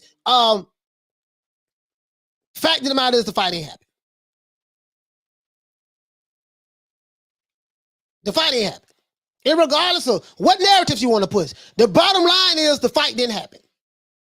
So I'm in the bottom line business. I'm not in the narrative business. What was the end result? Did we get the fight? No. Well, the reason why we didn't get it because of A, B, C, D, E, F, G, H, I, J, K, L, M, N, O, P. I care nothing about the alphabets. Did we get the fights? Yes. No. Okay, we didn't get it. 5 years. 5 years. Same shit, different toilet. He said all these PBC guys on an allowance for a few years now because they can't afford to pay it out at one go. That's messed up, bro. It is what, that's just their business model. It's just a business model. You know what I mean? It is what it is. So, it's a business. At the end of the day, it's a business, guys. And this is why we're not getting the type of fights that we want. These fighters are at the mercy of the power brokers in the sport of boxing, which are the promoters, the networks, and stuff like that. Bottom line. Canelo still has to work with a network. I mean, he's a free agent, but he can only go so far. It's going to have to be networks that's willing to dish out the money for him to fight for them on pay-per-view. And because he's a hot commodity, and because Canelo is a proven commodity. What do I mean by proven commodity? Leonard Ellaby said it best. It's about putting butts in seats. That boy put butts in seats. Haven't fought pay-per-view in 4 years, something like that. I mean, 3 years prior to 2018, prior to fighting last year? So at the time, 3 years prior to then, and he comes out of nowhere, fighting Caleb Plant, who nobody knows. Nobody knew who Caleb Plant was. I mean, the LDBC knew who he was, and they promoted the hell out of him. But outside of them, and remember what I told you, remember I told you guys, boxing, the internet represents a very, very, very, very small percentage of boxing fans. You can't look at a certain YouTube channel because they have so many subscribers and they may have 200, 300, 400 people in the chat. That means that they represent all of the boxing fans. They don't. They so small, minute, and insignificant. They don't represent the boxing fans. They represent their personal beliefs, the YouTube channel that they rock with, but they don't represent, because a lot of those guys, they ain't gonna buy no pay-per-views anyways and none of that stuff there. But the fact of the matter is, some of these fighters, they walk down the street, don't nobody know who the fuck they is. Canelo took a nobody fighter, Caleb Plant. Now, if I was Caleb Plant, okay, I got my ass whooped by Canelo last year. Goddamn. I need to get right back in the ring, keep my name out there, and piggyback off of that. Yeah, he got paid allegedly $10 million. Now, out of the $10 million, I hope you guys know that what you gross and what you keep is two different things. If you gross $10 million, don't mean you keep $10 million. Uncle Sam need 40% of that. Got to pay your, you got to pay your promoter gonna get 33%. Your manager gonna get his cut. Got to pay your trainers. This, that. Whatever's left over, that's what you're gonna have. And you're gonna have to pay you're gonna have to pay the taxes on what's ever left over. You're gonna pay the taxes what's ever left over. Not the 10 mil, but whatever's left over, that's what you're gonna pay the taxes on. So, hopefully he can get back in the ring and try to pick up on the momentum of that. But he's at the mercy of the networks. He's at the mercy of the network. So he may be like, well, goddamn dog, I made $10 million last fight. I ain't fighting for them $750,000 you were paying me before, Al. I need more than that. Like, dude, you really ain't no draw like that. The only reason this fight did this is because Canelo, truth be told, guys, Canelo Alvarez could have fought me last year. And that fight would have did damn near 800,000 pay-per-view buys like it did last year. He could have fought me and still would have did those numbers. Shout out to Roberto Hernandez for dropping that quarter of a bam dub on your boy. Hey, Leroy! Super chat received. Playtime's over, boy. He said, unfortunately, nowadays, there's a lot of racism within our own communities. We see each other in the street, all love, online races. Racism, tribalism, this ism, that ism. That's an overly used word, racism is such an overly used word, bro. Like, and it's misused. Everything ain't racist. It's a misused word online. I'm just, it is what it is. If you're new to the channel, please subscribe, hit the like button. Don't forget to hit the like button for the old boy. Oh, shout out to Major Key Boxing. Shout out to Major Key Boxing in the building.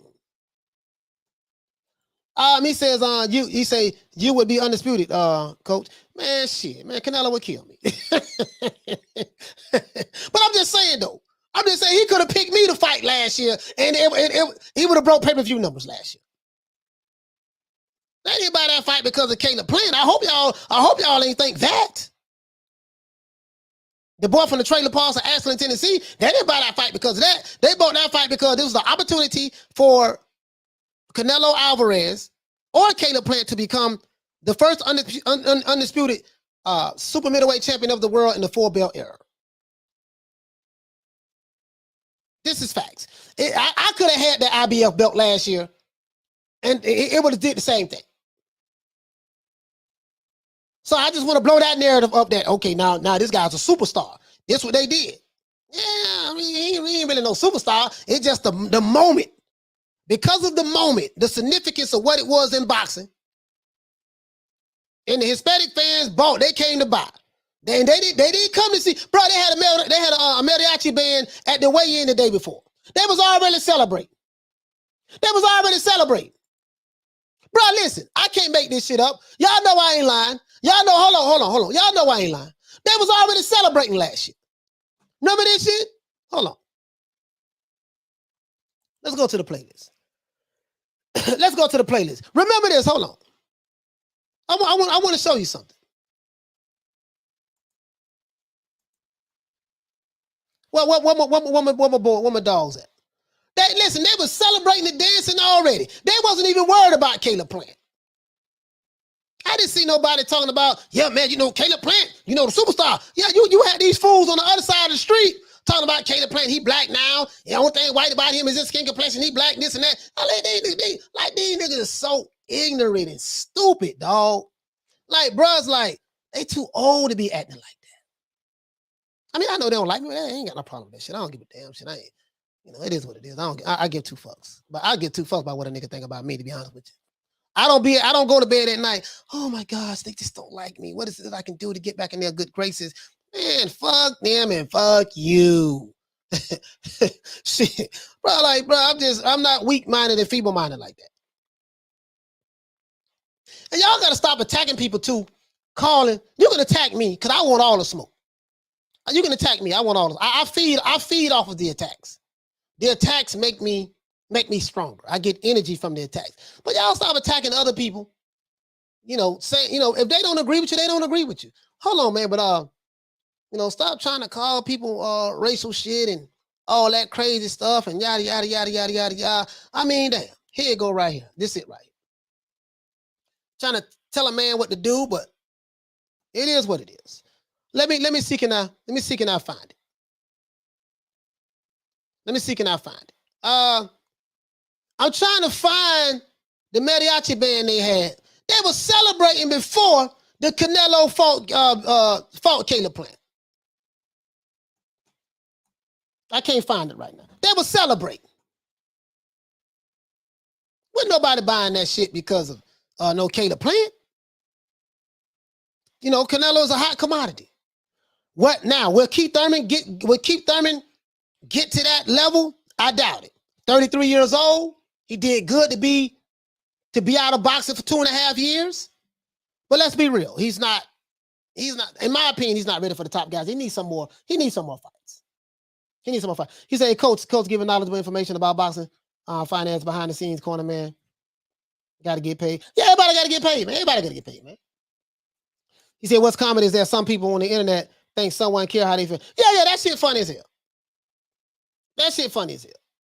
Man, we ain't losing no sleep over that shit. Shout out to George Woods for dropping that quarter of a bam dub on your boy. Hey, Leroy! Super chat received. Playtime's over, boy. He said, enjoy the show. Time for power. See you next Sunday. Yeah, so I'm gonna go check power out too. But you get what I'm saying, though. I just don't, you know. It is what it is. We get too wrapped up into nothing. Get too emotionally wrapped up into nothing. And it's because you are being manipulated by old crusty niggas. I'm saying online. Online in the YouTube universe, you're being more emotionally manipulated by some old low IQ crusty niggas. You're being manipulated by them. You're getting all emotionally invested in it because more than likely you have a low IQ as well. Because you got to be low IQ to be believing that shit. And you want to be victims. And all you do is complain. The white man. Systemic racism. Racism, white supremacy. You're a coon, Uncle Tom, sellout. Coon, Uncle Tom, sellout. Sambo. And that's it. That's your power. Your power is just the power of complaining. You ain't doing shit. You ain't changing shit. You ain't doing nothing for your communities. You're not protecting your wives, your girlfriends, or your children. All you do is complain, bitch, moan all day. Oh, I just saw Dr. Umar video. Facts, Blue. Facts. Spit that shit. That's about all y'all. That's about all they gonna do. That's about all they gonna do. I ain't gonna do nothing else. And then they gonna come back the next day and do it all over again. That's why they never call. When I have the number up, they never call. They never call. When I have the number, they never call. Never. Gangsters hell behind the avatar. They never call. It's fine. I get it. I understand. I pulled their whole card. In Florida, that's what you say back in the day, man. I pulled your whole card. We pull their whole cards over here. That's what we do. You pull their whole cards over here. James Jones says, haters hate the truth. Once they hear the truth, they run. Because it goes against the narrative. They hate the truth because it goes against the narrative. That's why. He says, wish I could donate, but I ain't got no job. Get you a job, brother. Getting you a job is a whole lot better. Don't worry about donating. Get you a job. Do what you got to do to take care of yourself. Change your condition. Just know that you have the same opportunity as everyone else. All you got to do, get up, get out and get something. If you are that what you say you are, if you are a king, you better have a goddamn kingdom. If someone is telling you that you are the original man, you're the owner, the maker, the cream of the planet Earth, God of the universe, and someone is telling you that the other races are inferior to you, you was the original guy, you created everyone else, why are you online complaining and crying about being under the rulership of the very same people that you say that you were superior than? Shit ain't making no sense. And you mix it in the sport of boxing, and you try to make it something other than what it is. All we give a damn about is two men getting in the ring with a pair of gloves on, fighting each other, and that's it. All that other shit, y'all can say that shit. We got a caller there. Caller, what's your name? Where you calling from? It's me, Cassidy, man. Cassidy, what the late read, fam? What you want to talk about, my brother? No, man, nothing too tough, man. You get me? I'm just listening to you preach. You get me, fam? I just want to say that, man, I appreciate what you're saying. You get me? I'm just every time I watch your show, I learn new stuff. I'm like a sponge, you feel me? And like you said, innit, we don't care what anyone else has to say, innit? We keep striving. You get me? Like I said, I'm different. I'm cut from a different cloth. You feel me? I'm always gonna call in. I don't give a damn. Just to speak to you, and you get me, listen and learn your content. You feel me? Yes, sir. Because I want to do certain things that you're doing. You feel me?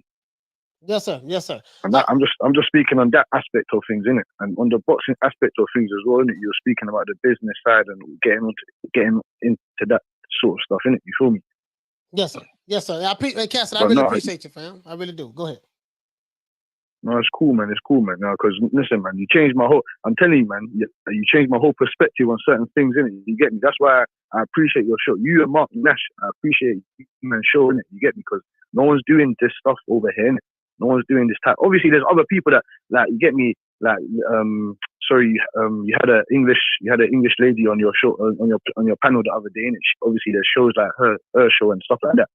But no one really delves into it. No one really goes deep into what you're saying, innit? You get me? Like you said, innit?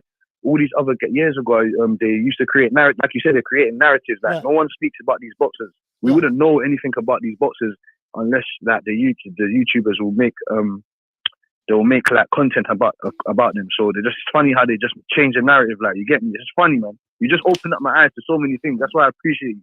It went from boxing to the narrative.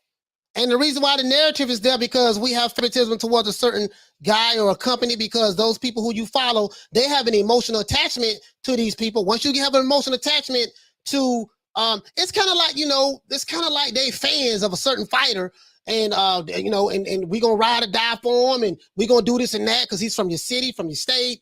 I got an interview with him, and then you try to put a little militancy around yourself. Like, you got too much shit going on. You want to be militant.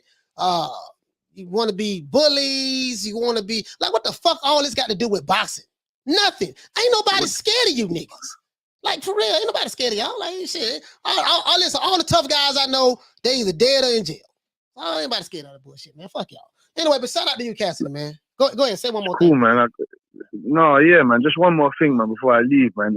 Like you said that, they've been doing it longer than you and this stuff. How is it that they've been doing it longer than you and all this stuff, but the little time that you've been on the scene, you've done so much, and you've opened up so many people. Like you've changed the like, that's what I'm saying to you. You've changed you've come. There's no grey areas. It's black and white. That's what I'm saying to you. Like, you've come and done so much more. Like, it's like you come and clean out the division. You come and clean out the division. And that's a good analogy. Yeah, yeah. I'm telling you, man. I'm telling you, coach, man. And when you coach, in the chat, my name's Devon. When you say Devon, Harden, Renee, that's me, innit? You get me, coach. I've got a double-barreled name, innit? Yeah, I've got a double-barreled name, so. All right. Hey, but Cassidy, cool, thank you, coach, bro. man. Yes, sir. Salute to Cassidy, man. Salute to Cassidy. No problem, man. Yes, sir. Salute to Cassidy. Mr. Paz, that's a good question. He said, Coach, you say being in the NOI had positive effects on you and helped you in your life.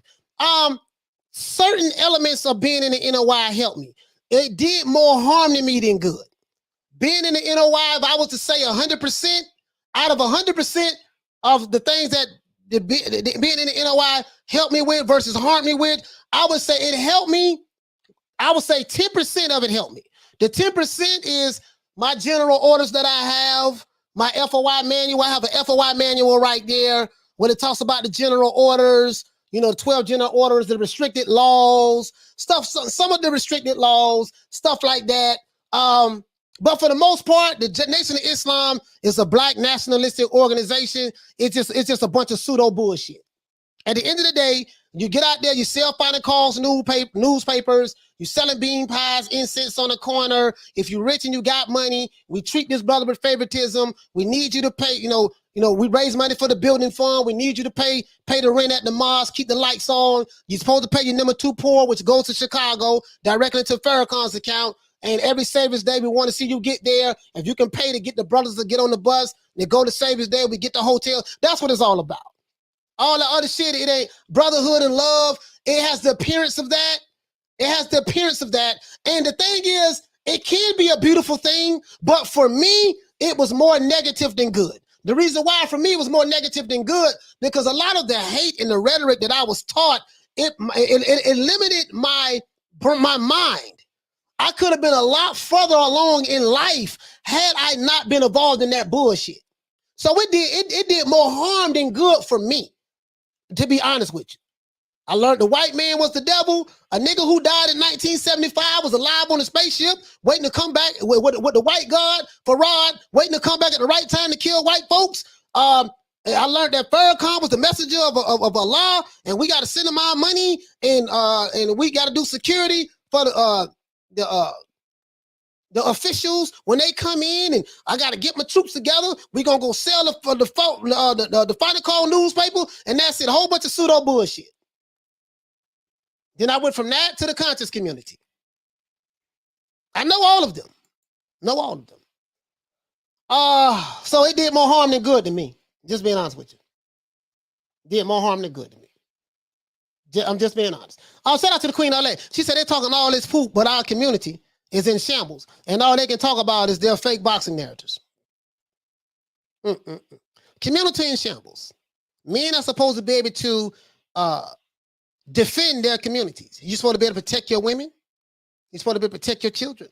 And you're supposed to lead by example from your work ethics. If all you niggas is doing is looking mean on camera, yelling, screaming, bitch ass nigga, why are you over here, my nigga?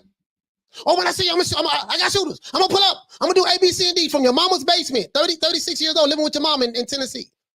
No, living with your mom in Tennessee, in Memphis. The other nigga. Oh, bitch ass nigga, my nigga. Shout out to the mighty, such and such. Woo. I'm like, damn, niggas is, damn. I'm like, damn. Oh, man. He said to sell that newspaper too, coach. Yeah. And if you don't sell the papers, you got to buy it. You got to buy it. Like, what they do is they give you, like the way it works in the mosque, Chicago may send down 1,000 papers or 2,000 papers or 10,000 papers. And let's say you got 10 people that's in the mosque. Their job is to get a bundle of papers divided amongst the fruit, which are the members in the Nation of Islam, the men, and they get out there and sell the paper. We call that soldiering. And then we got to try to fish people in. And we always want to get the people in young. The reason why you want to fish, meaning recruit people in young, because the young people minds are easier to manipulate.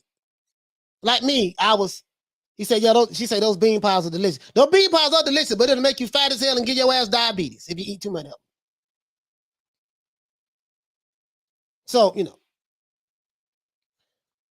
so remember, guys, like, see the lot of stuff we're talking about now. We're gonna the membership will start tomorrow. So we're gonna, we sign up. We're gonna talk a lot more than boxing.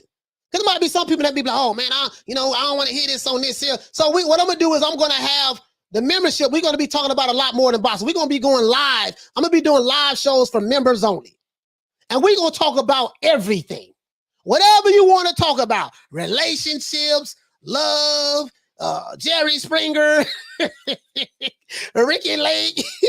We go, boxing, business. Fight. We're gonna talk about anything you want to talk about in the members. We're gonna do lives just strictly for members. We're still gonna do the live shows for the subscribers, but we're gonna do live shows strictly for members, and we're gonna talk about any and everything, dog. Whatever you want to talk about, nothing will be off limits. Nothing will be off limits. Cause I wanna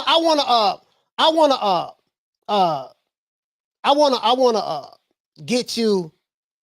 I want to do more. I want to do more than what I'm doing right now. Yeah, Muhammad Speaks. That was back when Elijah Muhammad was alive. Final calls came up on Farrakhan.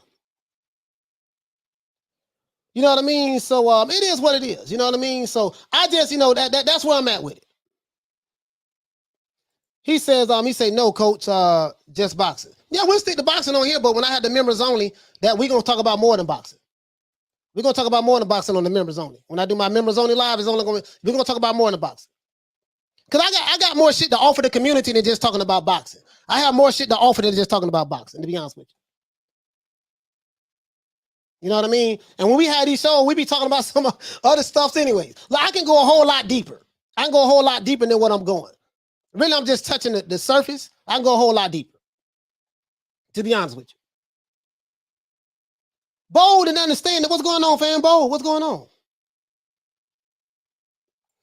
He said, your channel be having me gagging. He said, coach, can we start a GoFundMe for Bill TB for anger management therapy before he ruins his life beyond repair? I give 2 fucks about if he ruined his life beyond repair, to be honest with you. Just being honest. I give 2 fucks about him. Feel the same way about them the way they feel about me. He say the NOI and the FOI and then the IOU. Yep. NOI, Nation of Islam, FOI, Fruit of Islam. He say that's why Malcolm died, because of exposed narratives. No, that's why Malcolm got killed. He got killed. He got murdered in front of his wife and children. That's facts. He say, coach, we still making the dark team. Hey, you know what, man? I don't know, man. She said, Kathy says, how do you become a member? Listen, all of that will be explained tomorrow. It's very easy. YouTube has something called the membership that you can sign up. It's real easy. It's not hard at all. It's just, it's not hard at all. I have everything showed tomorrow. I promise you. Shout out to Ride on the Storm for dropping that $2. Bam, super chat on your board. Hey, Leroy. Super chat received. Playtime's over, boy. He said, so Wendy Williams will co-host members only. No, you know what? And what I want to do with the members only, I want to include the sisters in it. I want to include the sisters, like to be some of the leaders in it, because I find it very unique that we have women who love the sport of boxing. We don't have that many women fans in the sport of boxing. And so sometimes boxing can be more male-dominated, chauvinistic, stuff like that. And in this channel, I just want to keep it boxing, but I want to do something with the members, man. Like the members, bro, we going to have some fun on that shit, bro. Oh, we going to have some fun. We going to have some fun with the members, boy. Because there's a lot of stuff I want to do. Hey, bro, you have no idea. Like, just this particular platform right here is kind of restraining me with what I want to do. But the members, we gonna have some fun with the members, bro. We gonna have some fun with the members. He said, let's discuss on Cake Gate. I don't know what that is. I don't know what Cake Gate is. I don't know what that is. Con Tommy said, you can offer more than boxing. Do you have a good recipe for chicken parmesan? Yeah, Yeah, I got a good recipe. Go look up a cookbook. Go to a cookbook. Hey, Deborah Booker say life is too short to be getting caught up into intelligent near tears by all crusty. Cole said, yeah, I'm just saying. All this intellectual masturbation they be having, we gonna sit back and we gonna talk about he says, what do you think about Leo Santa Cruz last night? I think Leo Santa Cruz, he did pretty good. He did okay. To be honest with you, I think Carbajal was holding back on Leo Santa Cruz. I thought he was calling back. So, Mr. Paz, he said, Coach, you're right about the conscious community too. Many of them were students of Dr. York. Yeah, and Dr. Malachi York was in the Nation of Islam as well. He left the nation, formed his own stuff. The Nuwabian and all that stuff.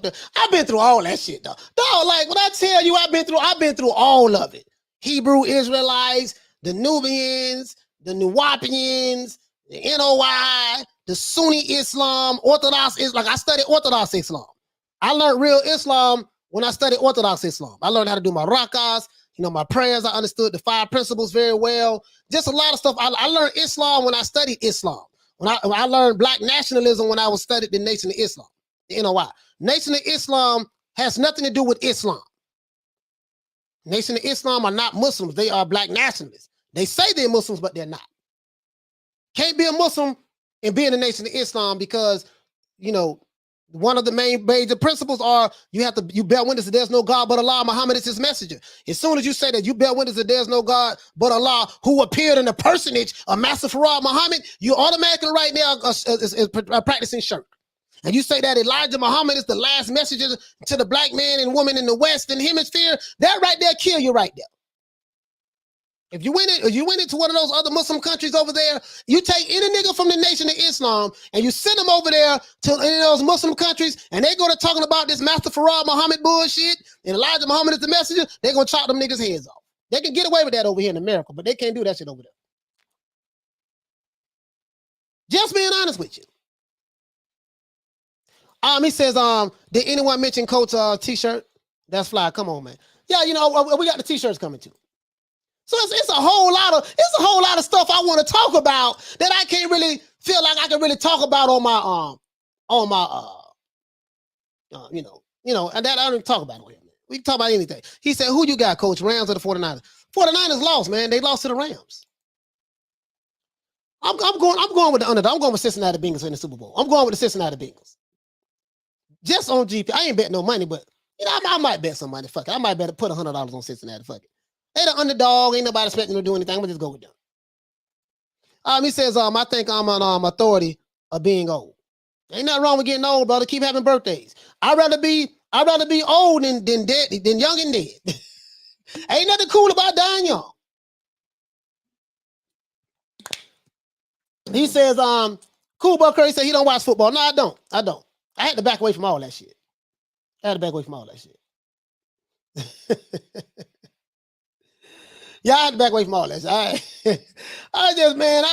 Right now I'm trying to grow, I'm trying to evolve, and I don't want to get involved in anything that's going to take me off my square to the evolution where I'm trying to go at. I don't wasted so much time on bullshit that I don't have time to stay there. Life is about evolution and growth. If you're not growing in life, if you view the world at, let's say you 40 years old, right? If you see the world at 40 the way you seen it at 20, you just wasted 20 years of your life. Life is all about growth and development, evolving. The planet evolves. The dinosaurs used to be here. They ain't here no more because of evolution, right? There are creatures that used to be here that's not here anymore because of evolution.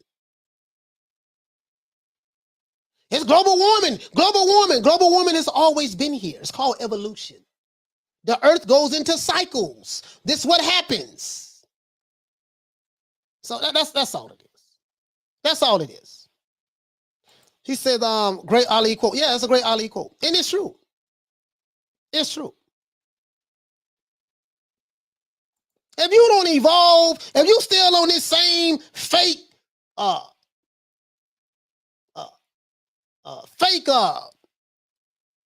Pan-African, we got to fight. White racism, white supremacy, the white man, this, that, yada, yada. If you on that same shit, victimhood mentality, nigga, you can't provide for your woman, you can't protect your children, your neighborhood's in shambles, and all you doing is complaining, but you want a woman to respect you, telling her, I'm a king. I'm a king, I'm a god, I'm a G, I'm Trill. Man, sit your ass down somewhere. You just a nigga who talking a whole lot of shit. That's all you is. You ain't got no power because you always complaining about what another man or another group of people is doing to you. You have a defeatist attitude and mentality, and you are admitting that you have a defeatist attitude and mentality, and you are admitting that you are powerless. And if you are doing that, what woman is going to respect you? These are the conversations that I want to talk about in that members area. So other than that, that's it. It's that boy Coach Malachi Williams signing out. New Media Today USA Boxing. Let's give everybody a round of applause.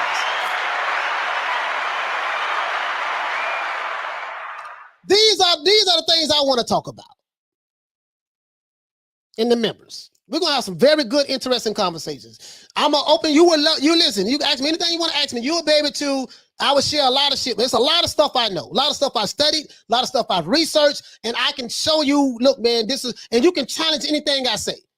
It's not about just believing me. I'm like, man, always do your own research. Don't believe me. Don't believe him. Don't believe her. Listen and always do your own research. Fuck what I say. Challenge the information. Do your own research. Do your own studying and then come to your own conclusions. But nothing prepares you more than life experiences. Life experiences is the best teacher. A wise man is one who learns from other people's mistakes. A fool is one who believes he has to learn from his own mistakes. I used to be the fool. I didn't listen. You see what I'm saying? I'm listening now, but I'm just saying I didn't listen. It's my biggest regret in life. I didn't listen. But let's take that with you. Take that with you. Take that with you. That's all I gotta say. Let's go ahead and give a shout out to the ladies, man. Shout out to the Queen Carmen Serene. Shout out to the Queen Lisa Bells. Shout out to the Queen Miss Fit. Shout out to the Queen Bless 365. Shout out to the Queen Nick Rich. Shout out to the Queen Lady Shan. Shout out to the Queen Arlette. Shout out to the Queen Bad Girl TKO. Shout out to the Queen Miss Sexy. Shout out to the Queen Monica Silva. Shout out to the Queen Deborah Booker. Shout out to the Queen Lil Green Eyes P. Shout out to the Queen Ava. Salute to all my brothers and sisters in the chat. All the brothers in the chat, man. It is what it is. We're gonna make it do what it do. Salute to my main man Cassidy who called in, and salute the VA money. It is what it is, man. Do your own research, man. Don't follow narratives. Don't listen to these old crusted ass niggas. These dudes are failures in life. They haven't accomplished anything. They've become, and it is what it is. And they and they like to manipulate to put certain narratives because they get in certain interviews with certain fighters, and that's all. It's nothing genuine about it. They not even fighting no revolution, none of that. If you niggas were so against white people and racism, white supremacy, you should have been able to pool your money together and start your own social media platforms. You didn't do that. You coming on the white man's platform, YouTube, every day and complaining about racism, the white man, this and that, while using this platform. With your fake pro-black ass. Nigga, please. You can't do nothing with me on this subject matter. You or your whole crew, you cannot do nothing with me. I'm holding back on you niggas too now. I'm holding back. You can't do nothing with me on this subject matter. Other than that, that's it. Shout out to the Queen Anna Lee. Okay. We're going to get the membership started, man. We have to. Because I want to talk about a whole lot of shit. Whole lot of stuff. He say, Coach, did you know any books that cover the corruption of boxing? Yeah, you got one called... It's a good one too. One by Jack Newfield. It's called The Life and Crimes of Don King. That's a good one. The Life and Crimes of Don King. That's a good one. By Jack Newfield. Check that one out. It's a lot of receipts in there. Now, people who are pro Don King, they'll be like, oh man, this is a hit piece on Don King. Yada, yada. So people like this, how it is. When I watch people, I learned to listen very intently. And everybody have their own biases, right? And you'll know when you talk to them and do certain interviews, they'll pretty much tell you who much they pretty much lean towards and pretty much who they don't like. You know what I mean? So I just listen very intently and just pick up information. And I don't say that. I do my own research. And I learned a lot from, I'm not going to lie. You know who I like who do interviews? Fred Barbershop Conversations. I really like how he do interviews. Well, Fred has a way of, it's the way he asks questions. He has a way of disarming the person who he's interviewing. I love it. You can learn a lot from listening to that dude. Learn a lot. Whether you like him or not, or whatever the case may be, is irrelevant. I listen to, if it's something that I can identify with from a message, I'm going to listen to it, regardless of who it comes from or where it comes from. But I learned a lot just by the way he presents questions. The way he delivers the question.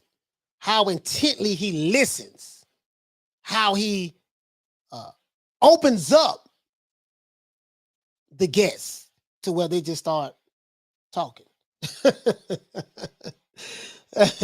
Yeah. Yeah. I love that shit. I love that shit. I love that shit. I ain't gonna lie. I like, bro, listen. Yeah, I love it. We say, coach, is called open question and closed question. It makes you answer the way that you want them to answer a question. Lawyers using court on the prosecute. Yeah, I get what you're saying, but I just like the way. Yeah, you're right about that. You're right about that. Paul, you're right about that. You know what? Just the subtleness of the questions is what I love. The subtleness of it. Doesn't even seem like it's a question. It's like you're just having a conversation. And that works every time. Other than that, that's it. It's our boy, Coach Malachi Williams, signing out. No Media Today USA Boxing. Oh, I can't wait till we do the membership, guys. We're gonna have so much fun with this. The people who sign up, and it's not a lot of money. It's like $3 a month.